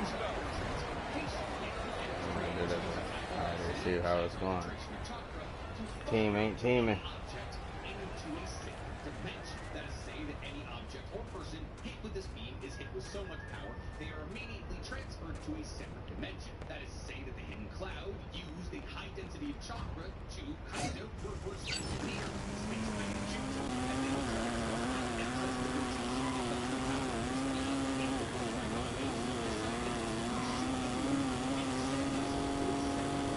essentially destroying the moon. And once your ninja tools start being able to destroy small planets, that's gonna get you to the top of this list. It's the charge. What do you guys think? Out of all the tools in the Naruto universe, what's the strongest? You agree with the list I made? And what would your list look like? Tell me in the comments below. Write us down there. Thanks. Hurry. Like this video, subscribe to the page. Wow. Right to explain to you the accent.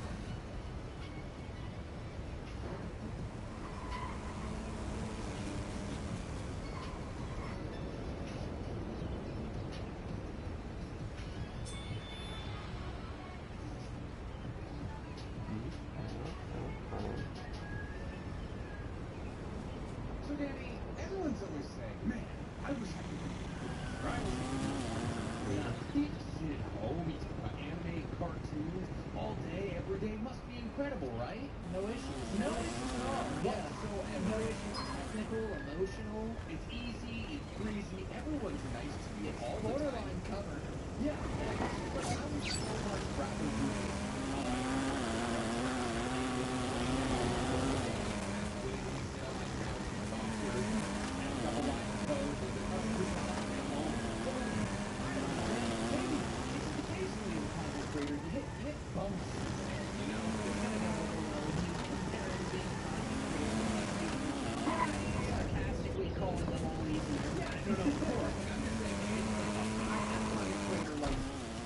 it is harder than like mixing concrete and like brain surgery. Listen, if one oil refinery worker comes up to me and tells me how fucking hard his life Oh my is, god, soft hands, brother. Oh yeah. Well listen, at least I get to see my wife every day, alright? Have fun out there on the oil rig, am I right, ladies and gentlemen? Just kidding, we very much appreciate everything you do. But the reason me and Danny are talking about how hard it is Thank to you be a so content much for creator is coming in. 'cause Goodbye. we're bad.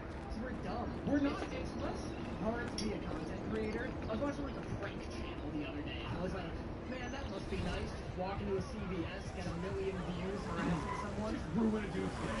Ruin a dude's whole day. Seemed nice. We're just dumb and bad. We're just good at it. This Thursday, as me and Danny usually do, in this room, with the camera set up, and we filmed a podcast episode. We got about an hour in. We talked about Into the Spider-Verse. Talked about so much. We talked Good, about so MP. much crap, so much stuff. Objects in motion, stay in Time to motion. warm up. Get ready as to long rock. as they win. We got about an hour in. Really good conversation. We realized we hadn't hit record part of a thing called competition. And, you know, obviously we have 3 cameras that are all very capable of sound. So we got a camera, and usually we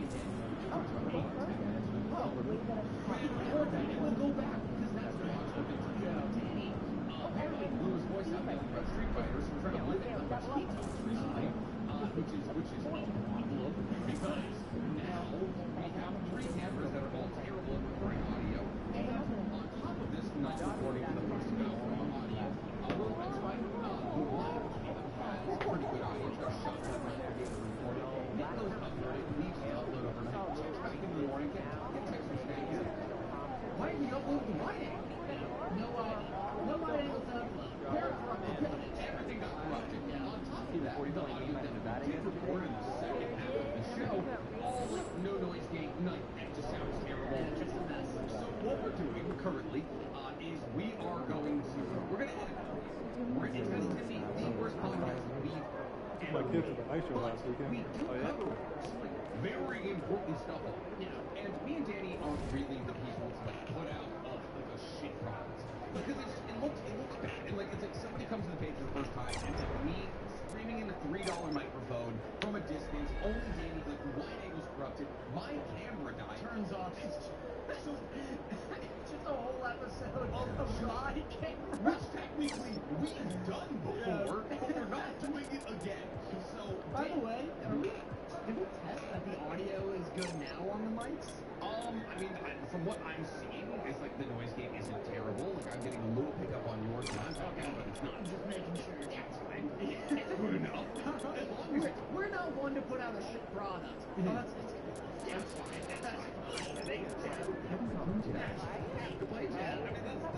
So yeah, me and Danny don't want to put out like just the world's worst podcast. So what we're gonna do, and this is gonna sound a little Danny, but we are gonna put it up to members for this team, just because if we put it out and a bunch of strangers are just stumbling upon this product for the first time in their entire lives, then it's gonna look bad. They're gonna be like, all right, these guys. It's gonna be a bunch of record much. Where's your first time with the camera, you idiot? Ever seen HDMI output before, nerds? Fucking loser. Yeah, all the AV jocks are gonna be on our ass. Listen, that's who I got bullied by in high school. The AV jocks. There was those days lifting up like lifting cameras. Oh, boy. Have a good time. So it's gonna go up to members only on YouTube. So if you want to see it, we're gonna call it the Lost episode.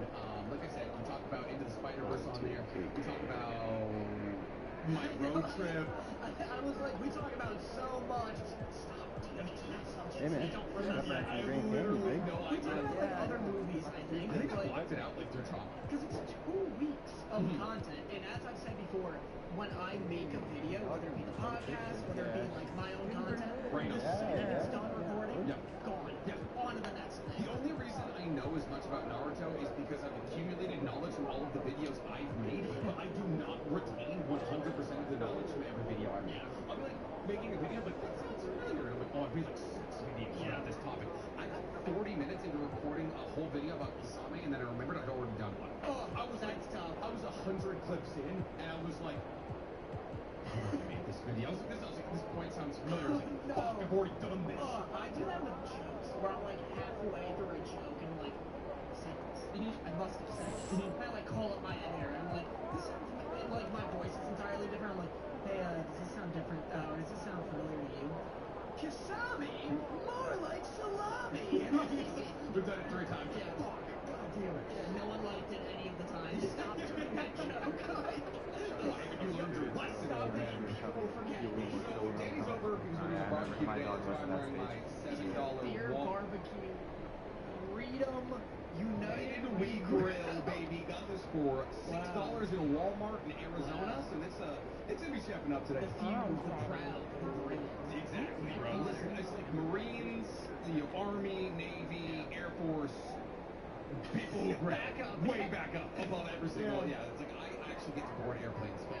So we're gonna be doing a 21.5 today because we want to put content. We want to put content out for all of you because obviously we didn't do last week because I was on the road. So what we're gonna be doing is we've been filming for almost half a year now. Which insane. Those leftovers are old. I had some yesterday, I think. And over the course of these past 6 months, we've said some things that have made people upset. Yeah. Like there's definitely moments where, you know, people are like, good job, Nick and Danny, and there's a lot of other moments where they're like, I'm not entirely sure why I check into this every single week. Are there moments where people say, good job, Nick and Danny, you've been hiding this? If you're seeing those, send them to me. Yeah, actually, if you guys could DM those directly to Daniel, that'd be huge. So what me and Danny are going to be doing is we're going to DM those directly to whoever's I've never been very So we're going to try and keep this as fair and balanced as possible, and I say that because we might have more criticisms. Yeah, we were going through the hot takes that we crowdsourced from people. Yeah. None of you, like, have a problem with Nick. No. Let me tell you something about Nick. Saving face. Yeah, apparently. Yeah. You fucking douche. I'll start swinging with my hot takes. Okay, go on. I'll start coming up with them. Okay, so the first hot take, speaking of Daniel's hot takes, is that Danny hasn't finished any of the big three yet. Spouts his opinions about that. That's so scathing. I love the hot takes, or like the comments where people are like, I can't believe this guy thinks he's the authority on anime. It's so funny to me. But you've never once been like, yes. Looking good, MP. Daniel Mata, encyclopedia of anime. I've never been like, I'll debate anyone who thinks Bleach is the best of the big three. You think this show I've never seen? You could in a fight, bro? Listen, I know he's extra versatile. He kissed my mom on Christmas because also Santa Claus, and he's a really good hugger, and that's why he's gonna win. With like the big three I've seen, it's always with an asterisk of like whatever opinion I give, it's with the asterisk of like up into the part I've seen. Yeah. So like when I talk about Naruto, you know, having a great like About game time, themes, pain time. this and that, it's all OG Naruto. Yeah. Like a Arguably, smidgen of Shippuden. The better of Naruto. You've seen like, listen, I've seen everything with the war arc. Good job. I wish I could have stopped there as well. Yeah. I was like, you watched it to the pain arc? If the show had ended at the pain arc, masterpiece. Yeah. The war arc is a nightmare. The big three is Naruto, Bleach, One Piece, right? Not Dragon Ball. Dragon Ball is too old. It's so weird. I always think One Piece is like the age of Dragon Ball. 1999. That's so much later than I thought One Piece was. Really? I thought it was That's when the anime came out. The manga, I think, was 1996. Okay, yeah, there we go. I thought I knew it was like mid-90s. The Dragon Balls, I think 80s, right? OG Dragon Balls 84 was the anime. I think the manga came out 80. Yeah, that's wild. Yeah. I've seen, the one I like truly can't speak on is Bleach. Because that was just the show I would watch, like, on in the background while my sister, like, just made out with boys my mom didn't like. I absolutely hate that. Why were you in the room? All of my memories of Bleach are me, like, knocking on my sister's bedroom and being like, hey, do we still have pop? Okay. Bleach in the corner.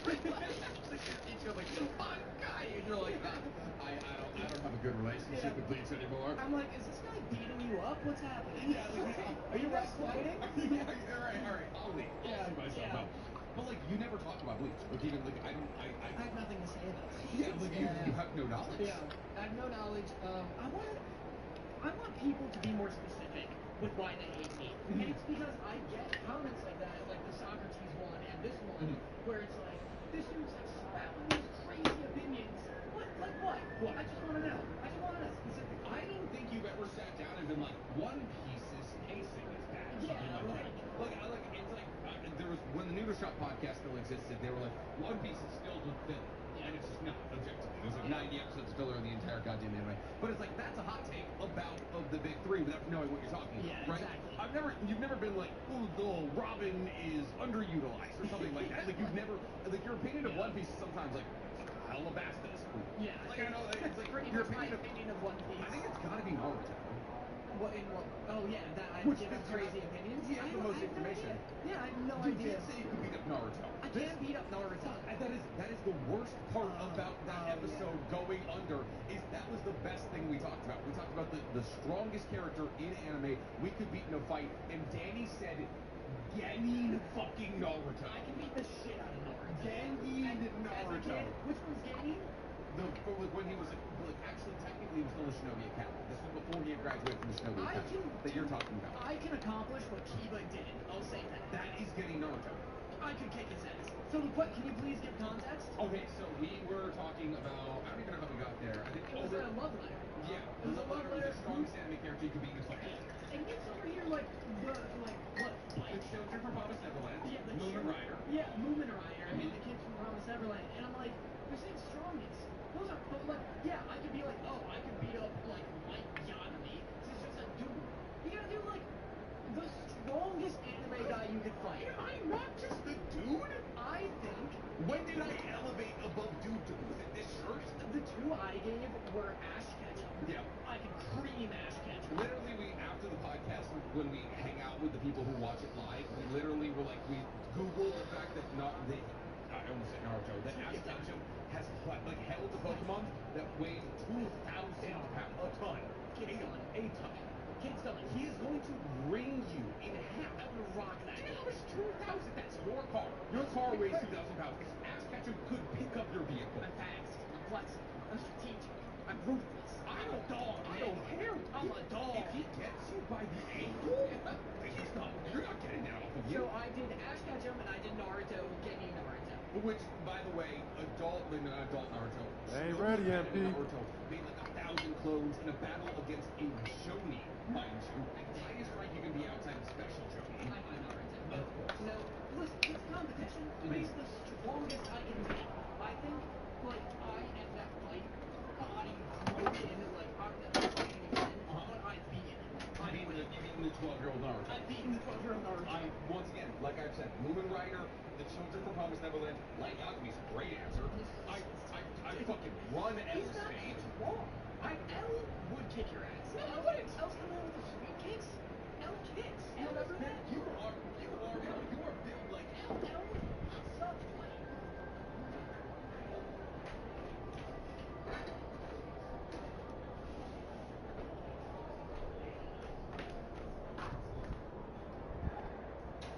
It's your night tonight.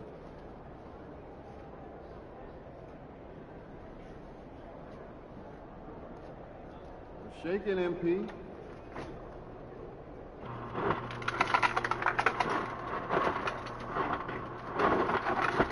Feeling you, MP.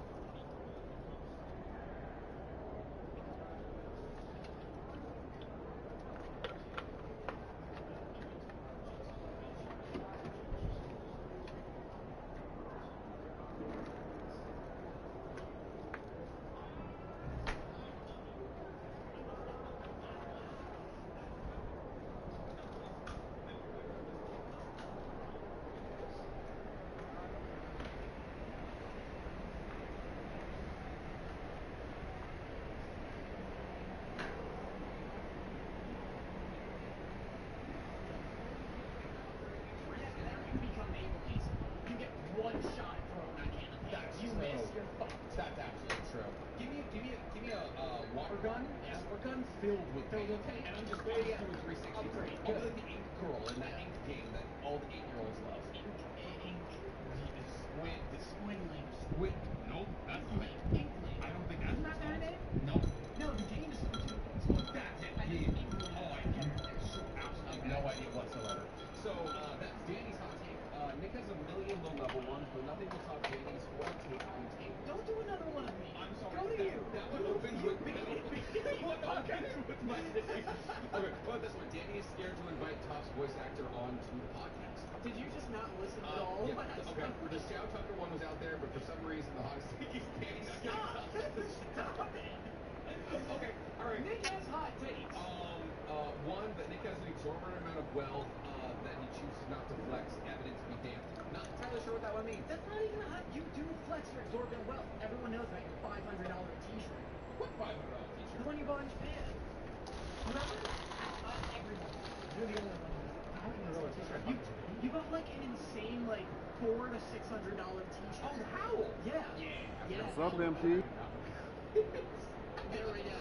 Yeah, real hot take. Nick doesn't flex his exorbitant funds. No fucking. Can you, audience, can you imagine, like, taking all your willpower, somehow convincing yourself to buy a $600 shirt.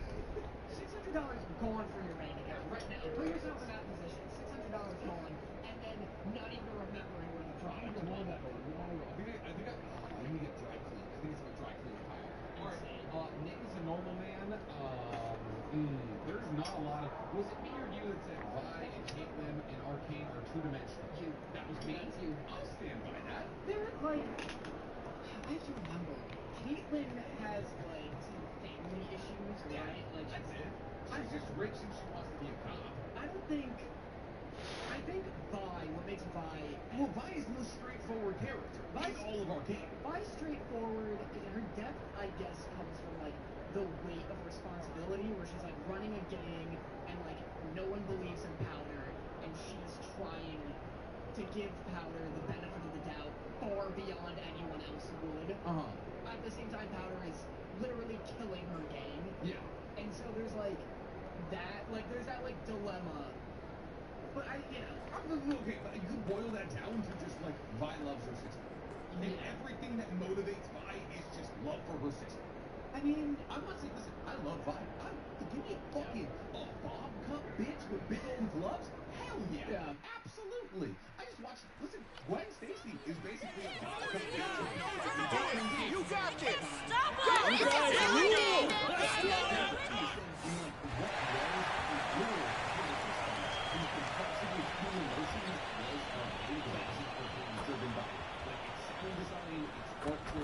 Direction, and then like the complexity of the characters in that, like by the end of it, the evil dude, the bad eye, even you sympathize for him. He's like, I would never give you up. That is the duality of Nick. That is an incredible character. Vi is singularly motivated for her love for the sister the entire time, and I'm not saying it's a bad thing. There's nothing. It's like her being one note isn't an issue. Yeah, but like she's definitely the lesser developed of the two. For sure. Like, it's just like she starts with a singular motivation. She stays on the track of that singular motivation for the entirety of the show. Yeah, that's fair. That's harder than I take. Start talking about Dragon. Let's get some people pissed off. What do you mean? You hate Dragon. Hi, folks. The NBA regular season rolls on. This game, part of the NBA Cup. Hi, folks. Brian Anderson here, alongside two fantastic analysts, Grant Hill and Brent Barry at the table, and our reporter, Allie LaForce. All right, a chance to check out stats for him. And he's been outstanding offensively as of late. These last 5 games, he's been a beast at the offensive end. A different level score than he had been earlier in the season. Let's see if he can keep it up. So the Raptors starting 5.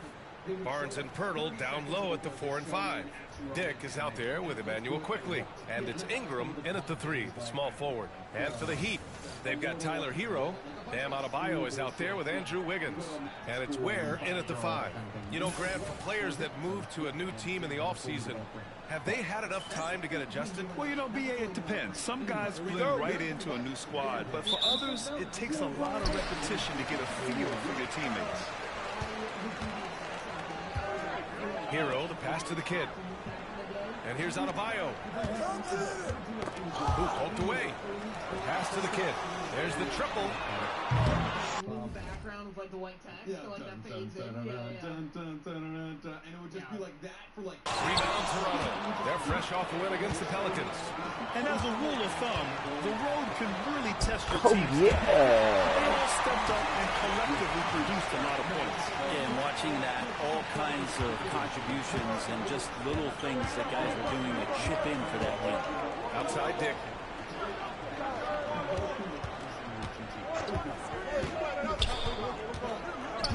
Outside for Ingram. Goes up from the top of the key. Dick with a miss. Pass to the kid. The 3 is up. That's a miss. The kid's gone 1 for 3 from the field here. Here's Ingram. Can't hit from in close. Yeah, can't see why he missed that one there. The D's close, but like plenty of room. Here's Adebayo. And there's the screen. And they double up Adebayo. Pass to the kid. The 3-ball. Gets it to drop. Now 2 of 4. You don't want to let him get into a rhythm from out there. First quarter and about a minute and a half in. Now here's Pirtle. Now Ingram, hounded by Wiggins. Oh, and he got fouled on his way up. He'll head to the line to shoot two. After a trade to New Orleans back in 2019, Brandon Ingram has become a primary scorer, Greg. Yeah, he scored well over 20 points per game since leaving the Lakers. B.I. has the rare blend of length and shooting, and beyond scoring, Ingram's assist numbers are very impressive, too. And Brandon Ingram was the key piece of the Anthony Davis trade. That move changed his career, Brett. No doubt about it. B.I. won the most improved player of the year in his first season away from the Lakers, so sometimes that change of scenery can open up opportunity and get you a chance to show your excellence. From the arc. Good! Another from three. Well, folks, if you haven't been following his story since coming into the league, for all-time NBA rookies, he's now 5th place in three-pointers made. He's worked on his craft, improved even in his short time here in his rookie season. He's got that beautiful touch from deep, and that's not the only way he can score, that's for sure. Ingram and that body and that maturation showing off in plays just like that. Fuck you. And they're pushing it up. Kicks it to Quickly. Launches it. And Hero grabs the board. A bit of a wet here early, just 1 of 4 so far. Adebayo up top. Pass to Hero. The top of the key jumper is on the mark. The big story thus far, how... That's clickbaity as hell. Well, yeah, but like objectively he is. Yeah. Like all of these, every single one, like every person on Team 7 went to a legendary signing to go trade. But I feel like if your pupils end up good, does that not make you inherently a good... No! Just because we all had the same kindergarten teacher who was like, fuck you, go to first grade. It doesn't matter. Like, it's like, Kakashi could have taught Sakura Genjutsu, abandoned Naruto, abandoned Sakura, all for Sasuke, who left when Kakashi was the only person in the village who like was in the position to literally like reach out to Sasuke in a capacity of understanding. Insane. So, all right, I'll try and find a hot take of mine that everybody. Well, they've shot the rock. What? I wasn't even reason.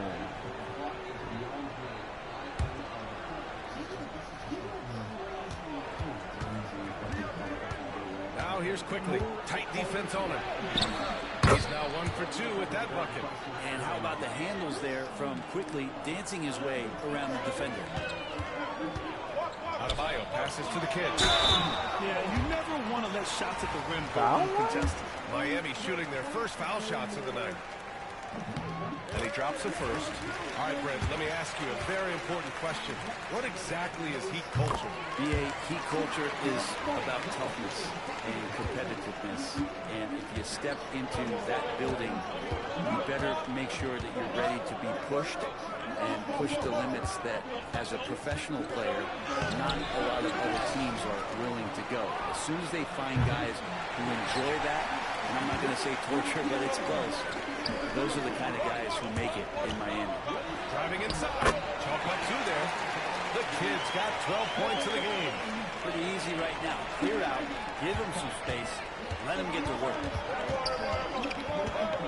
Quickly from outside. Buries it from 3. And the D has to guard the perimeter just a little bit better, especially when Quickly is hovering around that hole. Now here's Adebayo. 8 points in his last time out. The kid. And here's Adebayo. 6 on the shot clock. Pass to the kid. This one for 3.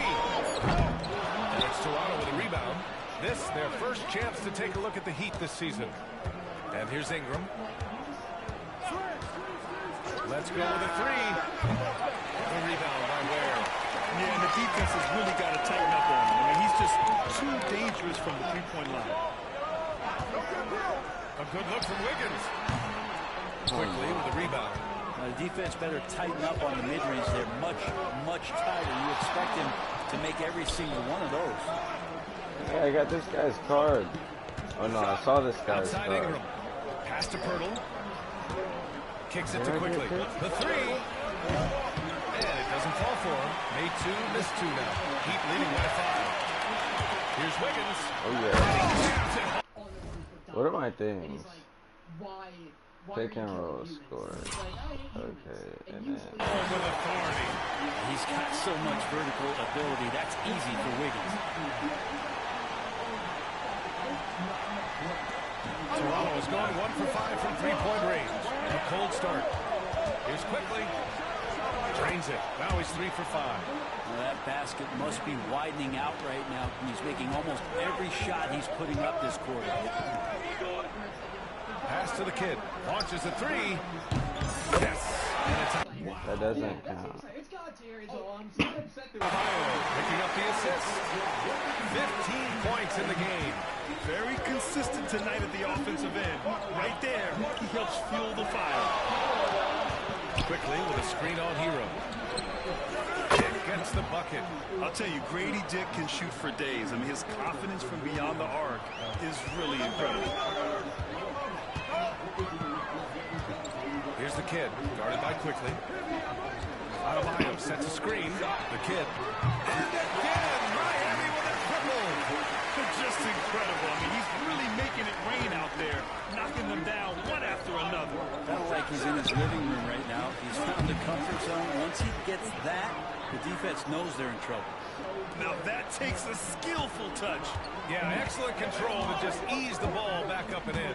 And keeping us updated from the sideline, Allie LaForce. The Raptors are still developing. Coach Darko Rajakovic said we're focusing on offensive execution and player development. It's about what we need to do night in and night out, regardless of the opponent. As we grow, we'll teach more schemes for opponent preparation. BA step by step. Yeah, it's a process, Allie. Thank you. Here's the kid. We saw him go on a scoring rampage last game. He was unstoppable. Hits the trifecta. The kid's got 21 points in the game. If it ain't broke, don't fix it. They should continue to ride the hot hand. And that one's good. Quickly. And their offensive game plan is clear. Get it inside and go to work. Miami leading by 7. Here's the kid. 21 points in the game. Beyond the arc. Rebound Toronto. Barnes has got 4 rebounds now. Going inside, banked it in off the glass. Scotty's such a good athlete. He's using that physical advantage here as he drives inside. Here's the kid.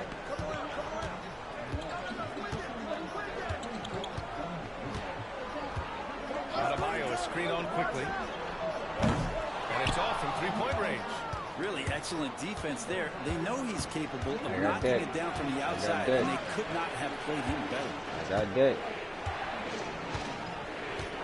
Quickly with a screen on Wiggins.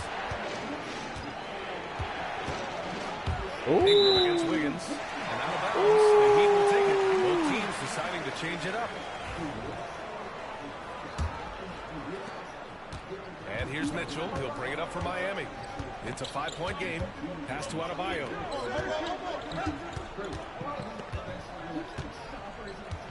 Here's the kid. Good. And the assist goes to Adebayo. Adebayo's got his 3rd assist of the night. Takes a 13-footer. And there are the Raptors with another bucket. Well, they're still losing, but it's not because of him. He's been lights out this quarter. Anderson can't get it to go. Raptors trail by 5. Outside Ingram. Adebayo grabs the board. Things are going south right now. This is not the type of shooting that his teammates expect from him. Adebayo sets a screen. Here's the kid. They grab their own miss. And down it goes. 2 points. And the Heat lead by 7. And you love the energy that Bam is bringing here, just all over the glass. Pass to Ingram. Back to Quickly. Takes a 3. Drills it from deep.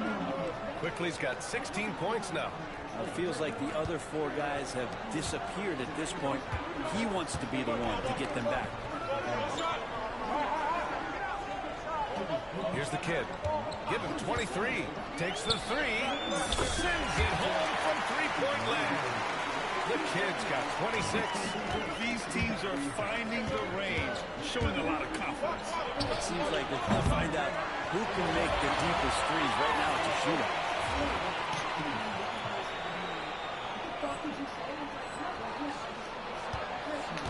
Miami leading by 7. Get back to the corner. Hey, take out your little pocket. I grab.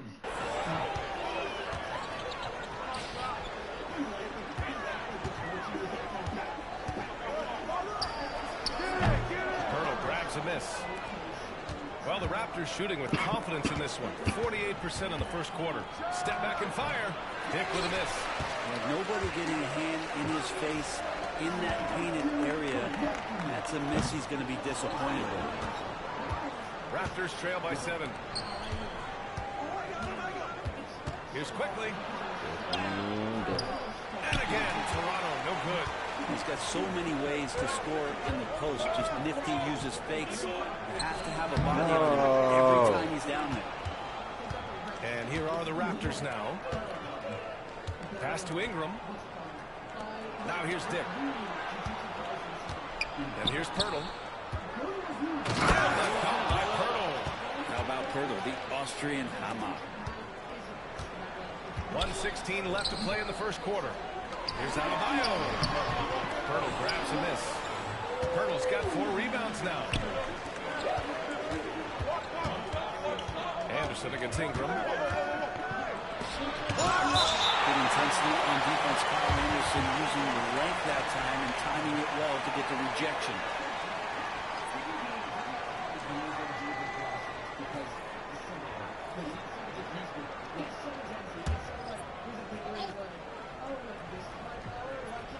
Boucher passes to quickly. Here's Bobo. Inside, 6 to shoot. Barrett, and it's good. 2 points. Now I'm impressed with R.J. Barrett and his body control when he's around the basket like that. Good finish.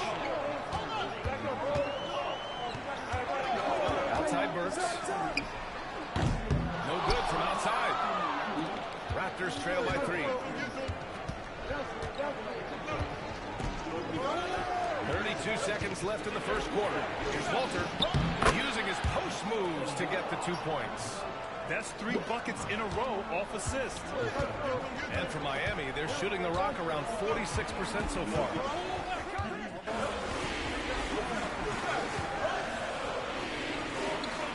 Change here for Miami. Foot on the gas, MP. Get in there.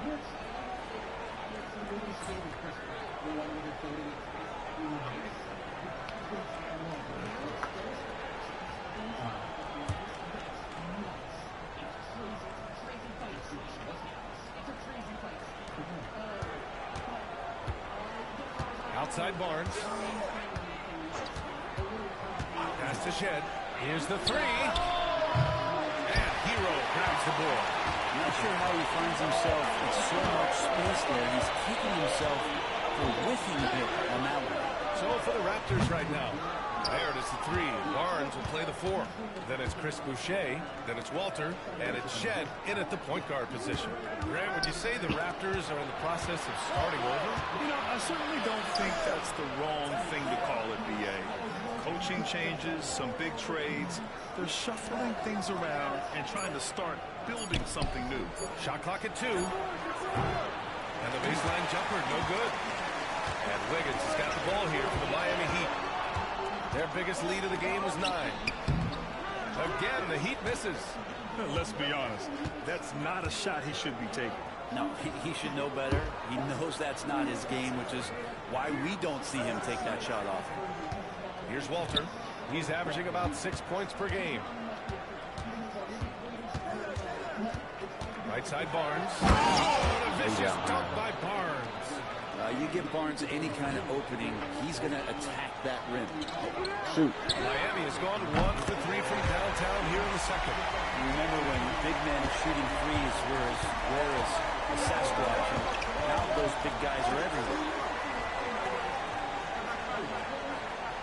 It's Barrett on the wing, pounded by Wiggins. Barrett against Wiggins.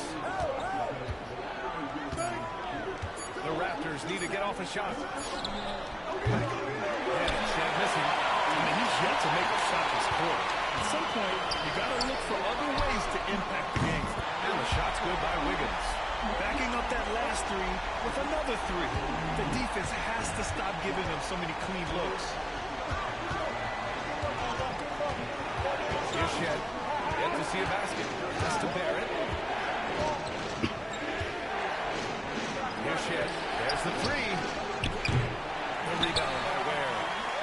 Ware's got his fourth rebound in this one. Oh, it's blocked by Barnes. There's the length. Tough to get over Scotty Barnes. Here's the kid. He's guarded by Barnes. A nice shot by the kid. Raptors trail by 10. They're searching for a way to score.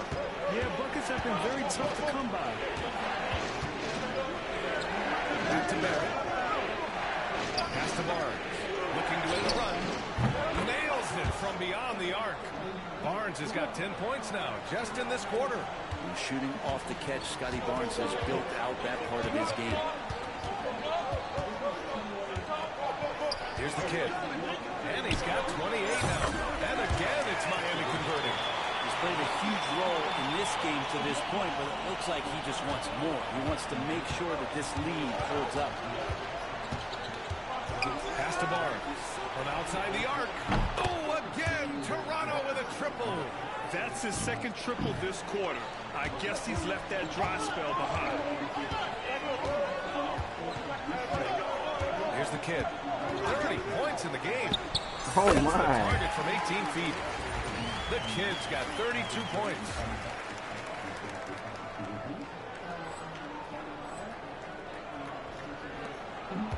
Here's Shed.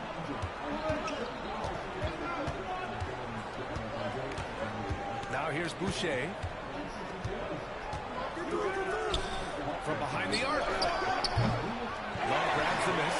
Yeah, pretty safe to say that this is the kind of game that you just want to flush as soon as you get done with it. The kid's shot is off. He didn't make them pay for that weak defense, but they just can't rely on him to miss those kind of shots. As Toronto keeps possession. And Darko Rajakovic has called a timeout. He wants to review the game plan. Well, Brent, there's some players who never stop talking trash on the court. Was that distracting to you? Not really, B.A. That's kind of the fun part of the game when somebody's trying to get under your skin a little bit. If it's not just playing defense and it comes with a little chit-chat, that sometimes draws your attention and makes you focus a little bit more.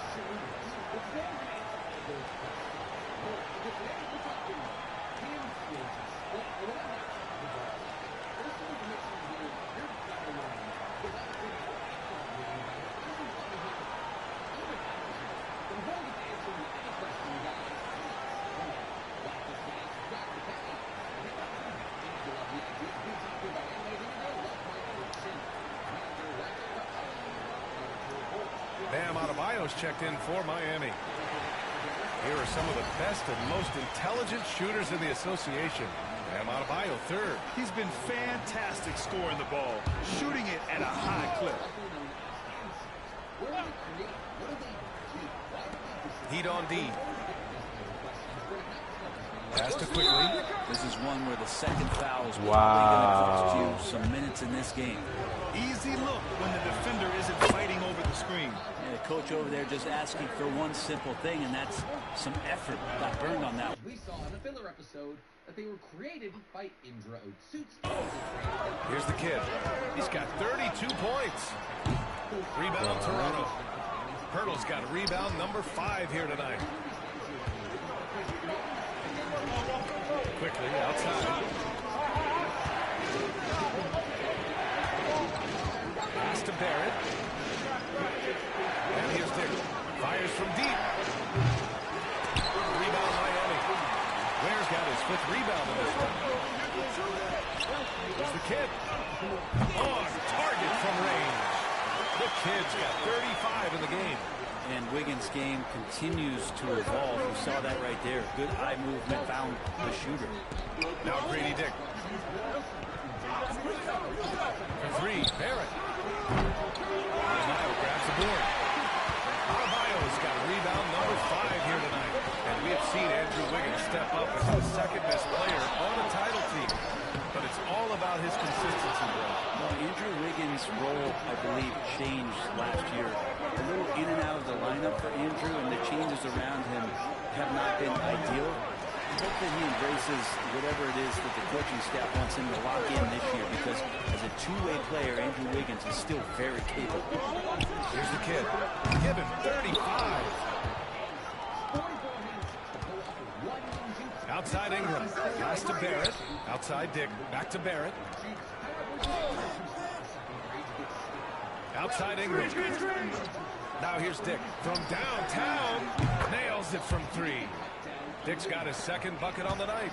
They've been pretty lax with their perimeter defense, giving up a lot of 3-pointers. And the shot goes. And you like the balance here, not just falling in love with the 3-ball. And so quickly we'll bring it up for the Toronto Raptors. They trail by 6. And a 3 off target. Given his range, you'd expect him to capitalize on that opening. Here's the kid. Knocks it down from distance. The kid's got 40 points. Ooh, this guy is as hot as they come from distance. Defensively, you almost have to pick him up once he crosses half court. Now here's Barrett. He's been an offensive weapon for them, scoring around 17.5 points a game. And a homecoming of sorts for R.J. Barrett last season after being traded to his hometown Raptors. Yeah, he's played well in Toronto. You wonder if the offseason helps him settle into where it is that he knows he's going to start this year. I really like his 3-point shooting. That has been much improved in that Raptor uniform. Barnes, he's checked in for Dick.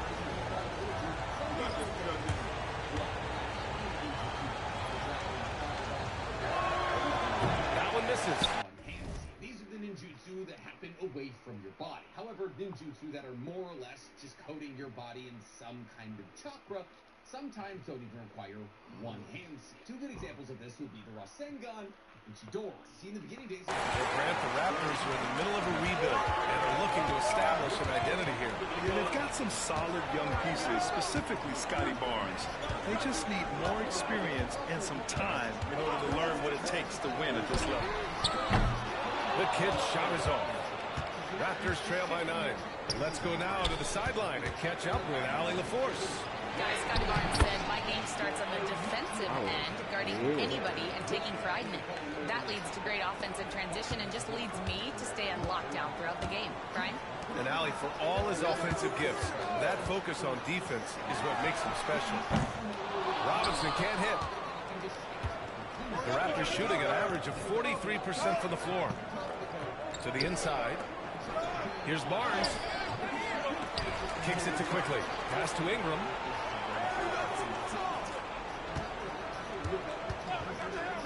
Down to 5 on the shot clock. 3-pointer off the mark. Heat leading by 7. Outside Mitchell.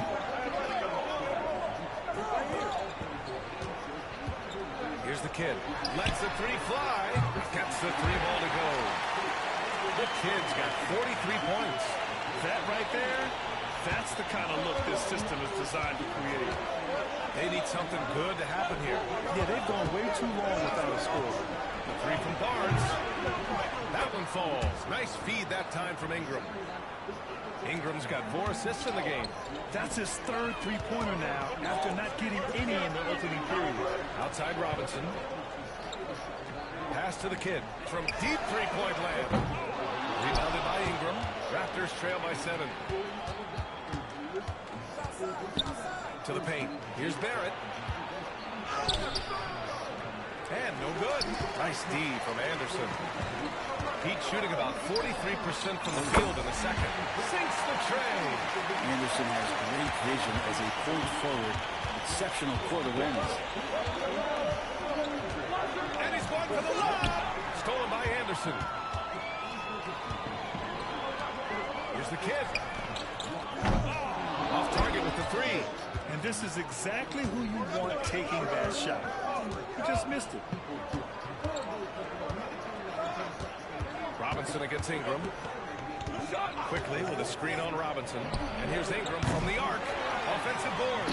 Getting in there quickly to crash the glass. Miami leading by 8. Outside Mitchell. 26 seconds left in the second period. Here's the kid. And again for three. Defenses around the NBA have to deal with his three-point marksmanship. And he's already proven in his rookie year there's very little you can do to slow him down. It's been a lot of fun to watch him expand his skills this season. And lo and behold, he now holds the 4th spot all time for three-pointers in a rookie campaign. Here's the kid. Anderson with a screen. The kid connects again from distance. Well, as the three-point bombs just keep raining down, he just moved up one more rung on the all-time list for three-pointers in a rookie season. Well, you got to think he's going to be one of the biggest draft picks in the last decade, maybe 2. Hard to argue with how he's approached his three-point prowess. And so it's the Miami Heat going into the break up 12. And the three ball has been huge in building this lead. We'll be back in a moment.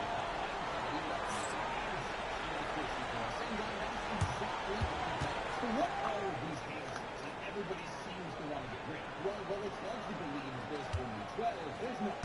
There's way more than 12. The reason that everybody believes is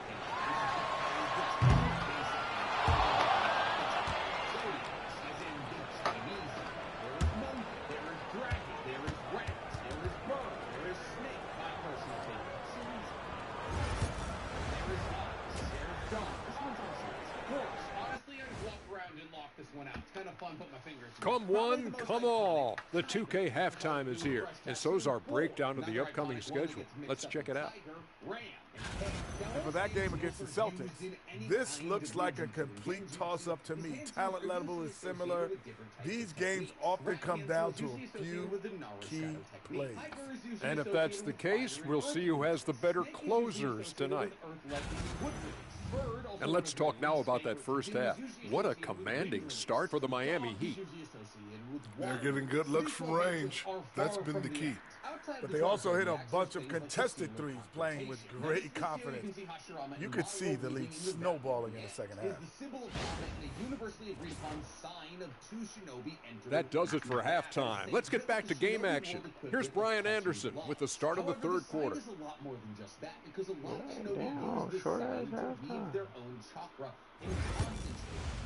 Which is why in video games like Ultimate Storm, when you try and charge your chakra, you do the sealed confrontation. However, the sealed confrontation can be used for more. And as we dive into the second half, we'll find out if the next 2 quarters are any different from the first 2. So far, it's been a runaway.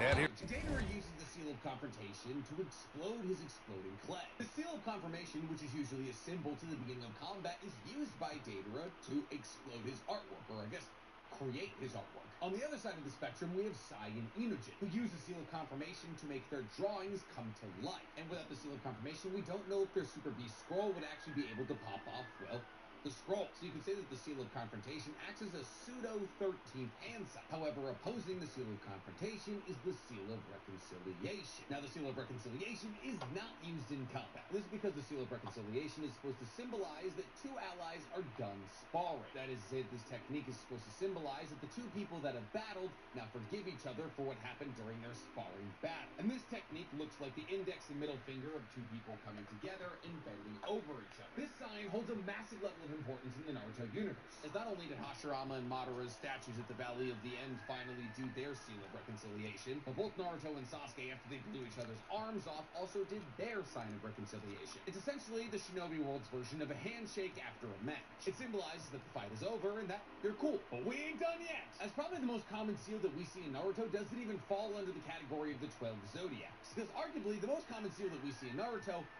the clone seal. Now, anytime somebody wants to use the shadow clone or multi-shadow clone jutsu, they have to do this seal. Now, the seal is used for jutsus outside of the shadow clone jutsu, but only for one, and it's kind of confusing as to why. As water release, water shark bullet technique also requires usage of clone seal, which is odd. Is that technically a clone of Kisame? I guess we'll never know. I mean, I guess Kisame is definitely shark adjacent, so creating a shark out of water is kind of like him making a clone. I actually think I kind of just cracked the code on that. However, what happens if hypothetically you lose an arm? Like, oh, I don't know, Naruto. Well, the reason that Naruto is on the list of people who can weave a jutsu with one hand is because of what happened to Kakashi Hiden, lightning in the night sky. Oh, I'm sorry, lightning in the icy sky. See, before Naruto gets his prosthetic arm, he has to learn how to create clones with only one hand. It took Naruto a couple months, if not a year or so, to get a prosthetic arm, as science coming to Konoha was something that didn't really happen until after the Fourth Great Shinobi World War, and really didn't happen until Kakashi finally took his leadership role as the Sixth Hokage. So instead of using two hands to create a cross like this, Naruto, and I can't even really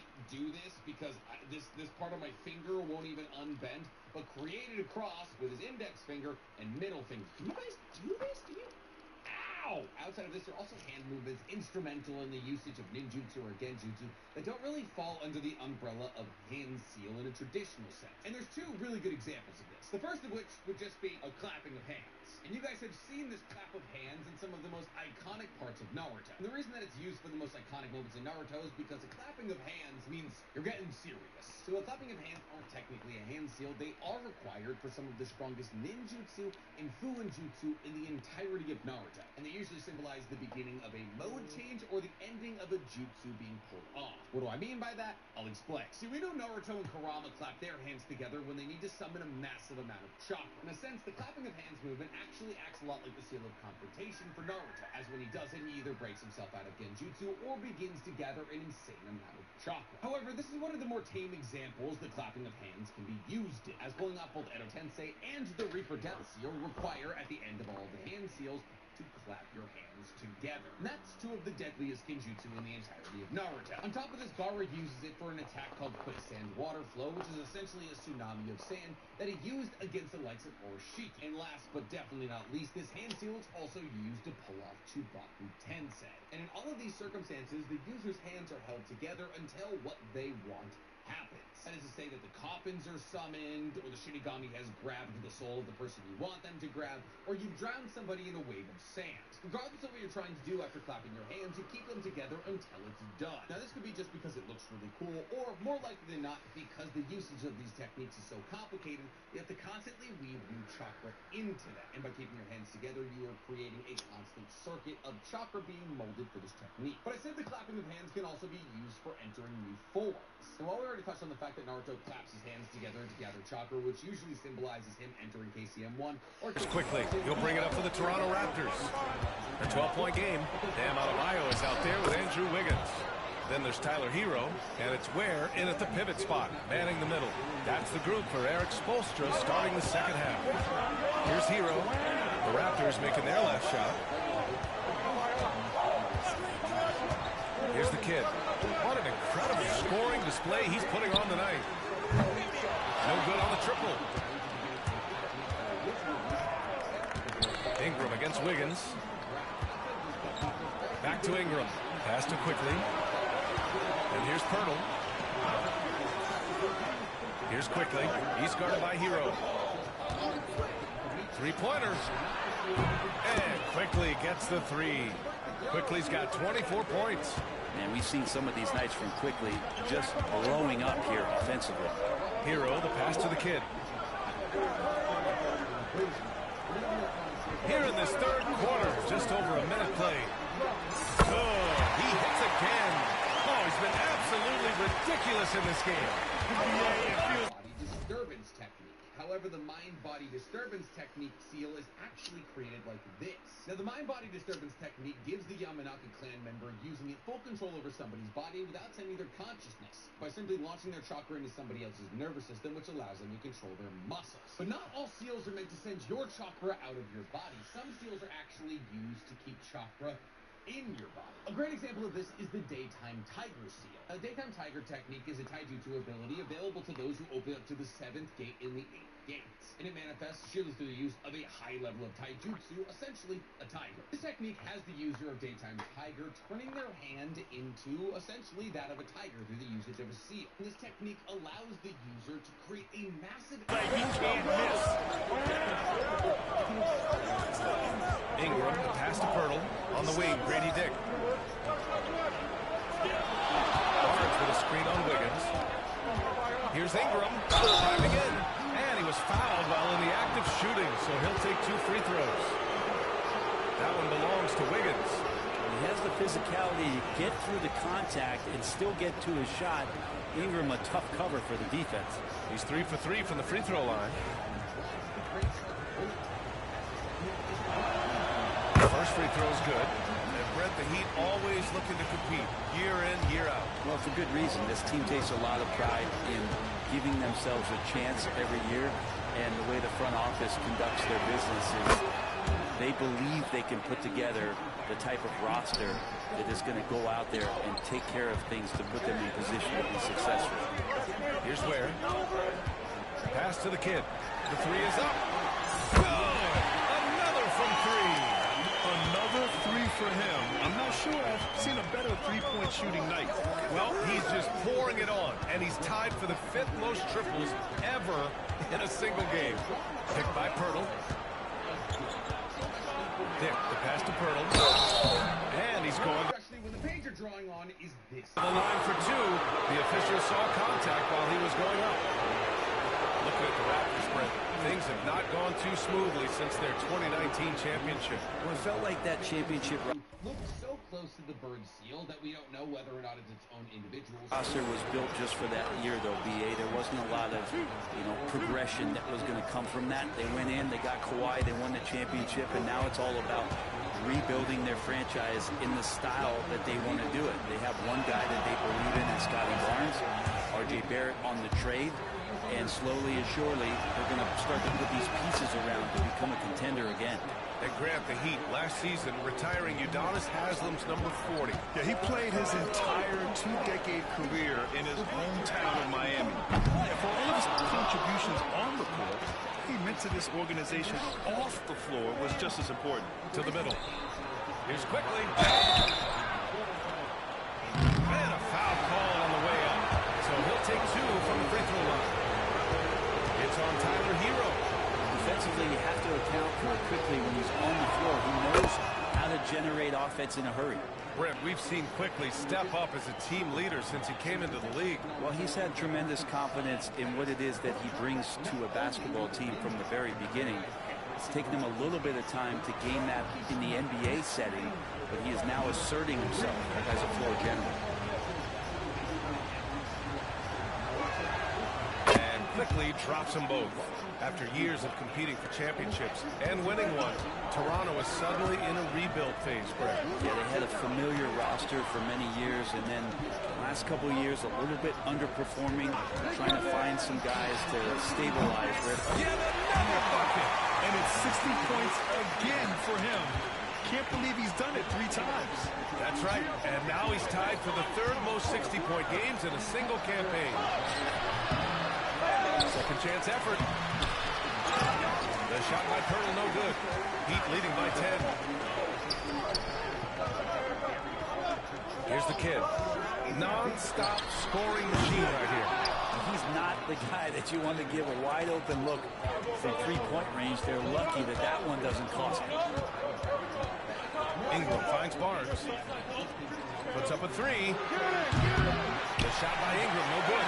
He probably thought he was going to bury that one. Pass to the kid.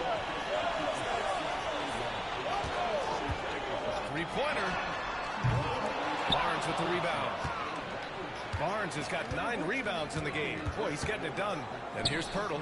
He's guarded by Hero. Now here's Barnes. Back to Dick. Now here's Pirtle. He's guarded by Hero. The jump hook. That one a little long. Miami's gone 3 of 7 from deep so far in the third quarter. Here's Wiggins. Top points there from Andrew Wiggins. Size from Wiggins, just pushing his way in. Raptors trail by 12. Offensively, it's been a struggle for them. Yeah, they need to string together some shots to have any kind of chance. And there's the call. It's on Ben.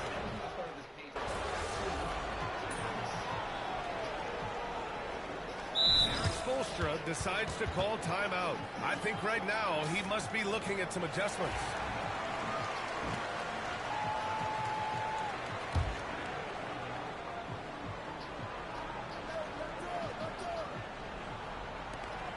"35 seconds left in the third quarter of the game. That one drops for him. I like that pass from Barrett, willing to do what's best for the team. Miami leading by 6. Outside Anderson. Here's the pick. Pass to the kid. The 3. And again for 3. And with that made 3, he now stands alone for third most threes in a single game. Boy, he's been locked in, and it's been lights out for him all game long. What a shooting performance. Shot is good by Barrett. I mean, could we say he was playing possum a bit there in the first half? Because it seems to be a different guy out there, way more assertive. Here's the kid. Fires for 3. Can't get it to go. And a great shot for 3 quarters as we enter the fourth. Who will carry the day? And a worthy candidate tonight as we take a look at our State Farm assist of the game. And he definitely deserves the award. Reading the defense like a point guard. So helpful to the offensive versatility when your bigs can create, freeing everybody up, and that cut was wide open. With 3 quarters behind us, let's see what this fourth period holds in store. On the court for Toronto to start the fourth. We've got Chris Boucher, R.J. Barrett out there at Walter, and it's Shed in at the 1. Tough to match up with Kyle Anderson because of how quirky he plays. Changing speeds, plays slow, but sees the floor remarkably well. And a moment to check out the scoring breakdown for the Heat. Their offensive game plan has been simple. Look to shoot it often from outside the arc. And the results have been outstanding. Well, if we add another thing to it, it's about the urgency they've played with. I mean, you look at the eyes of these guys. They're focused, wanting to get up tempo, and that's helped them score on the fast break. Kevin Love's checked in for Robinson.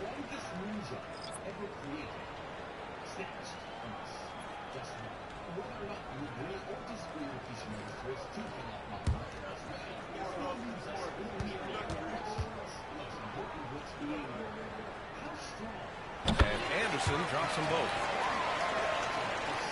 And here are the Raptors now. They trail by 9. Boucher outside. Pass to Barrett. And he got the whistle on the way up. So he'll be headed to the line for a pair. You can see the focus here from R.J. Barrett. He brings a subtle intensity to his game on both ends of the floor. They're doing some good work at the line this half.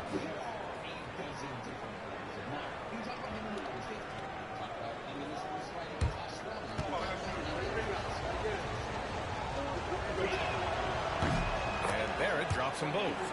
And with Barrett, we know he can score the ball. Now he must focus on becoming a better passer and facilitator.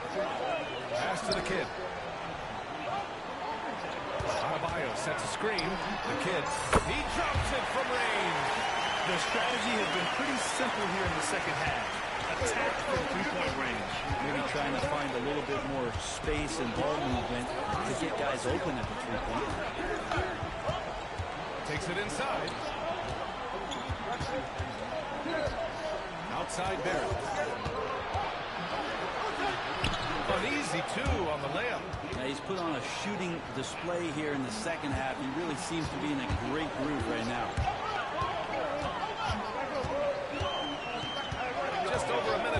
here in the fourth. The kid's shot is off. Raptors trail by 8. Here's Shed. Rejected by Mitchell. And he stays with it. Barrett can't hit. Miami has gone 1 of 2 from deep in this quarter. Pass to Adebayo. Here's the kid. Fires the 3. Bobo with the rebound. Anderson against Barrett. To the left wing. Oh, he picked him clean. And here's the fast break. The kid's shot is off. For Toronto, they've gotten just 1 shot to fall out of 3 attempts in the fourth. Walter from outside gets the 3 to fall. Yeah, you could see that RJ had seen him open earlier and then got in the right spot to deliver. Pass to the kid. For 3. Rebound Toronto. Barrett's got 5 rebounds tonight. Time for some consideration in the passing category, maybe, Kevin. The shot is just not on. Get somebody else going. Outside, Anderson. And here's Love. Here's the kid. Lets it go from deep. And it's Boucher with the rebound. Boucher's got his 8th rebound here tonight. It's Barrett on the wing.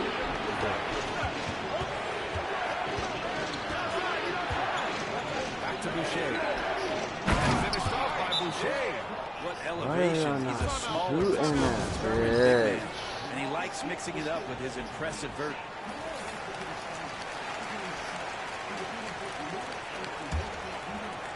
Just about 3 minutes through the fourth and final quarter here. Pass to Adebayo.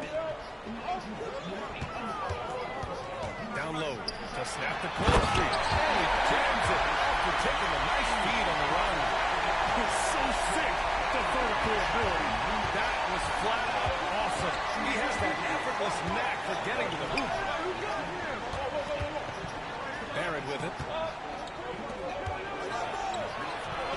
Here's Walter. Here's Shed. Three-pointer, no good.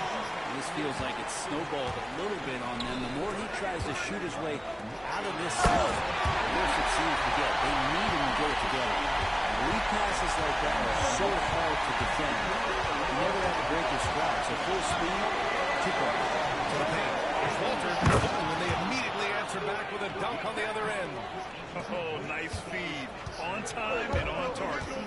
Hero outside. Pass to the kid. 4-3. Again. That's 70. He is unconscious. Raptors trail by 8. Now Barrett. In the entirety of the North, 18 for 40. You missed half of the shots you don't take. I missed more than half, but fuck it. I'm at 45. Here's Walter. He dumps it down. Really heads up there. A play where you locate the best open pass and then you get it there for an easy bucket.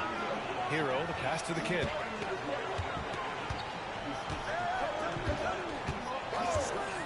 Jacks up at 3. He got it again. Sensational. And he's been out of this world tonight. I mean, unreal on the offensive end. Boy, the points just keep adding up. Close to the 4th most points ever in an NBA game. Shed, that's good. They have no answer defensively inside. And so Hero will bring it up for the Heat. Here's the kid. From deep. And it's Boucher with the rebound. Boucher's got 9 rebounds in the game. Boy, he's getting it done. To the middle. Here's Walter. It's hauled in by the Heat. Pass to Adebayo. It's Wiggins on the wing. Here's the kid. Another one goes. Incredible. And he's nearing the single-game franchise scoring record. Absolutely on fire. Already in this night to remember and approaching some history. And timeout called by Darko Rajakovic. He is not messing around. Calling them into the huddle. A line change here for Toronto. All right, let's check in with Allie LaForce. Over that last break, guys, I got a chance to hear what Darko Rajakovic said to the team. He laid into the team about being over-aggressive. He said, quote, "You're letting them get to the line as much as they want. We've got to dial back some of the physicality because it's getting us in trouble. Guys, let's see if they can ease up here." All right, Allie, thanks once again. Pure from three-point range. And I love Dick's aggressive mindset. I mean, this is how lethal he can be catching and firing. Here's the kid. They set the pick. Fires the three. Rebound Toronto. Pirtle's got 9 rebounds in the game. Boy, he's getting it done. Barnes passes too quickly. Oh, and there's the whistle on the shot. So 2 free throws for him coming. And during the first few seasons of Emmanuel Quickly's career, he was seen primarily as a scorer, Greg. Yes, but recently has blossomed into a more versatile threat. The leap we've seen in his passing has been especially impressive. He's a player to watch out for moving forward. Really known as a microwave scorer, Quickly's fearlessness is what allows him to really get cooking.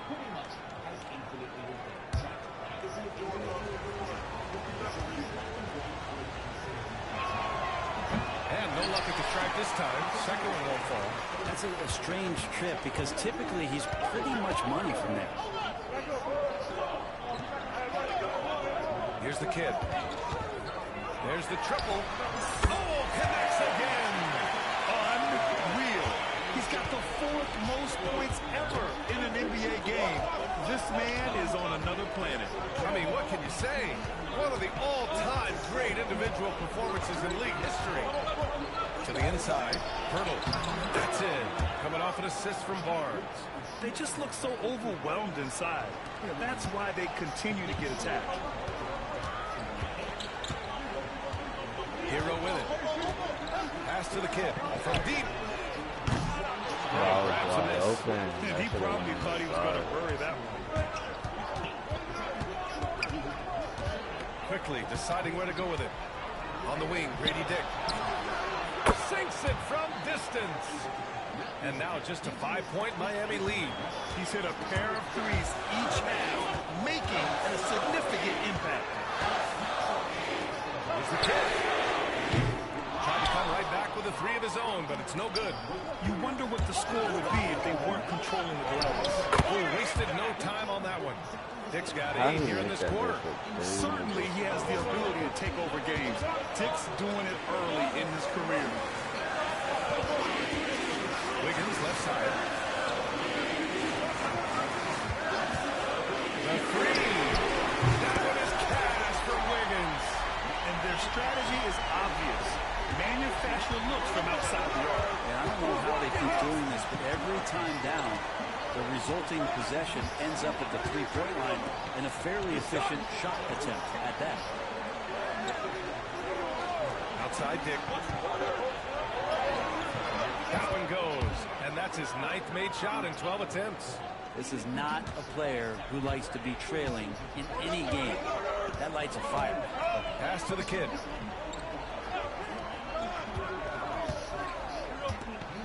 There's a screen. Fires the 3. Good! Another from 3. And he's topped his own personal best. A new second-place mark for most single-game triples. He is never shy when it comes time to launch. Not at all. Casting away and making a little history in the process. What a privilege to be here to witness this. He's as good as it gets from long distance. And the defense got away with one there. I mean, that's a shot he typically makes. For 3. Rebounded by Ingram. Ingram's got rebound number 9 now. What an effort here tonight. Barnes passes to Dick. Rebound Miami. They've led by as many as 14. Pass to Hero from outside the arc. Drops him the 3. And now it's a 10-point Miami lead. 12 straight points off threes. This defense is not extending very well.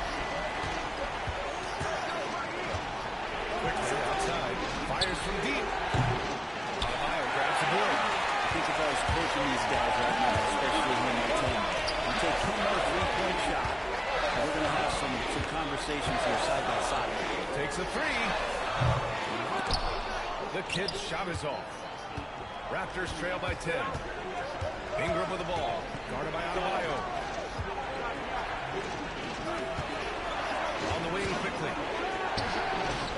Rebound Miami. Adebayo's got 12 rebounds here tonight. Big time effort. There's a minute 59 left in the fourth quarter. He's been tremendous at corralling misses all night long. It's almost like he's got a magnet on that ball here tonight. He's in the right spot all the time. Barnes with a screen on Hero. Quickly passes to Dick. Back to Quickly. Clock at 6. Pass to Ingram to win the cold spell. Adebayo grabs the board. Adebayo's got 13 rebounds in the game. Glass heating. Here's the kid.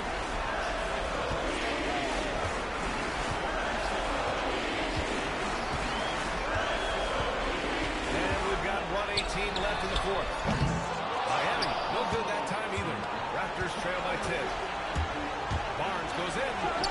He gets it in there. Barnes has got 20 points. Inside, Barnes knows he has to fully commit. You don't finish against contact by going in there with half the effort. Here's the kid. Connects again from distance. And of course it falls for him. And that three pushing him into the record books. Well, he is now tied for the most threes in a game. A night we'll never forget. Nice idea by Grady Dick. I mean, put the ball on the floor, and I think that'll open things up for him. 44 seconds left in the fourth quarter. Here's the kid. Adebayo sets a screen. Offensive rebound. Oh, misses the dunk. And so it's Ingram with it. He brings it up for Toronto. 9-point game. And it goes out of bounds. Last touch by Barnes.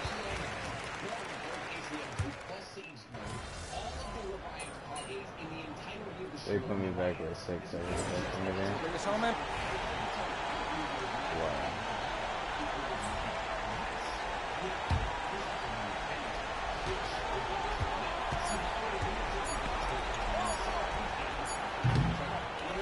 And so Miami takes the win. And for the NBA Cup tournament, they finish group play with a 3-1 record. Yeah, they put some extra effort into these.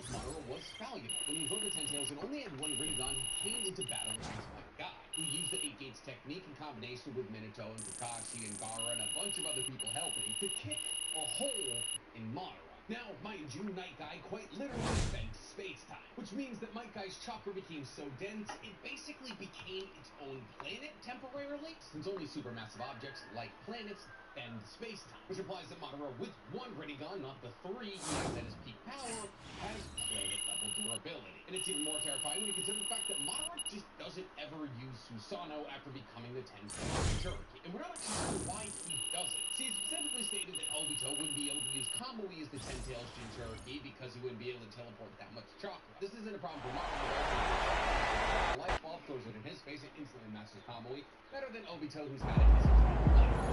That's one of the greatest shooting seasons a rookie has ever had.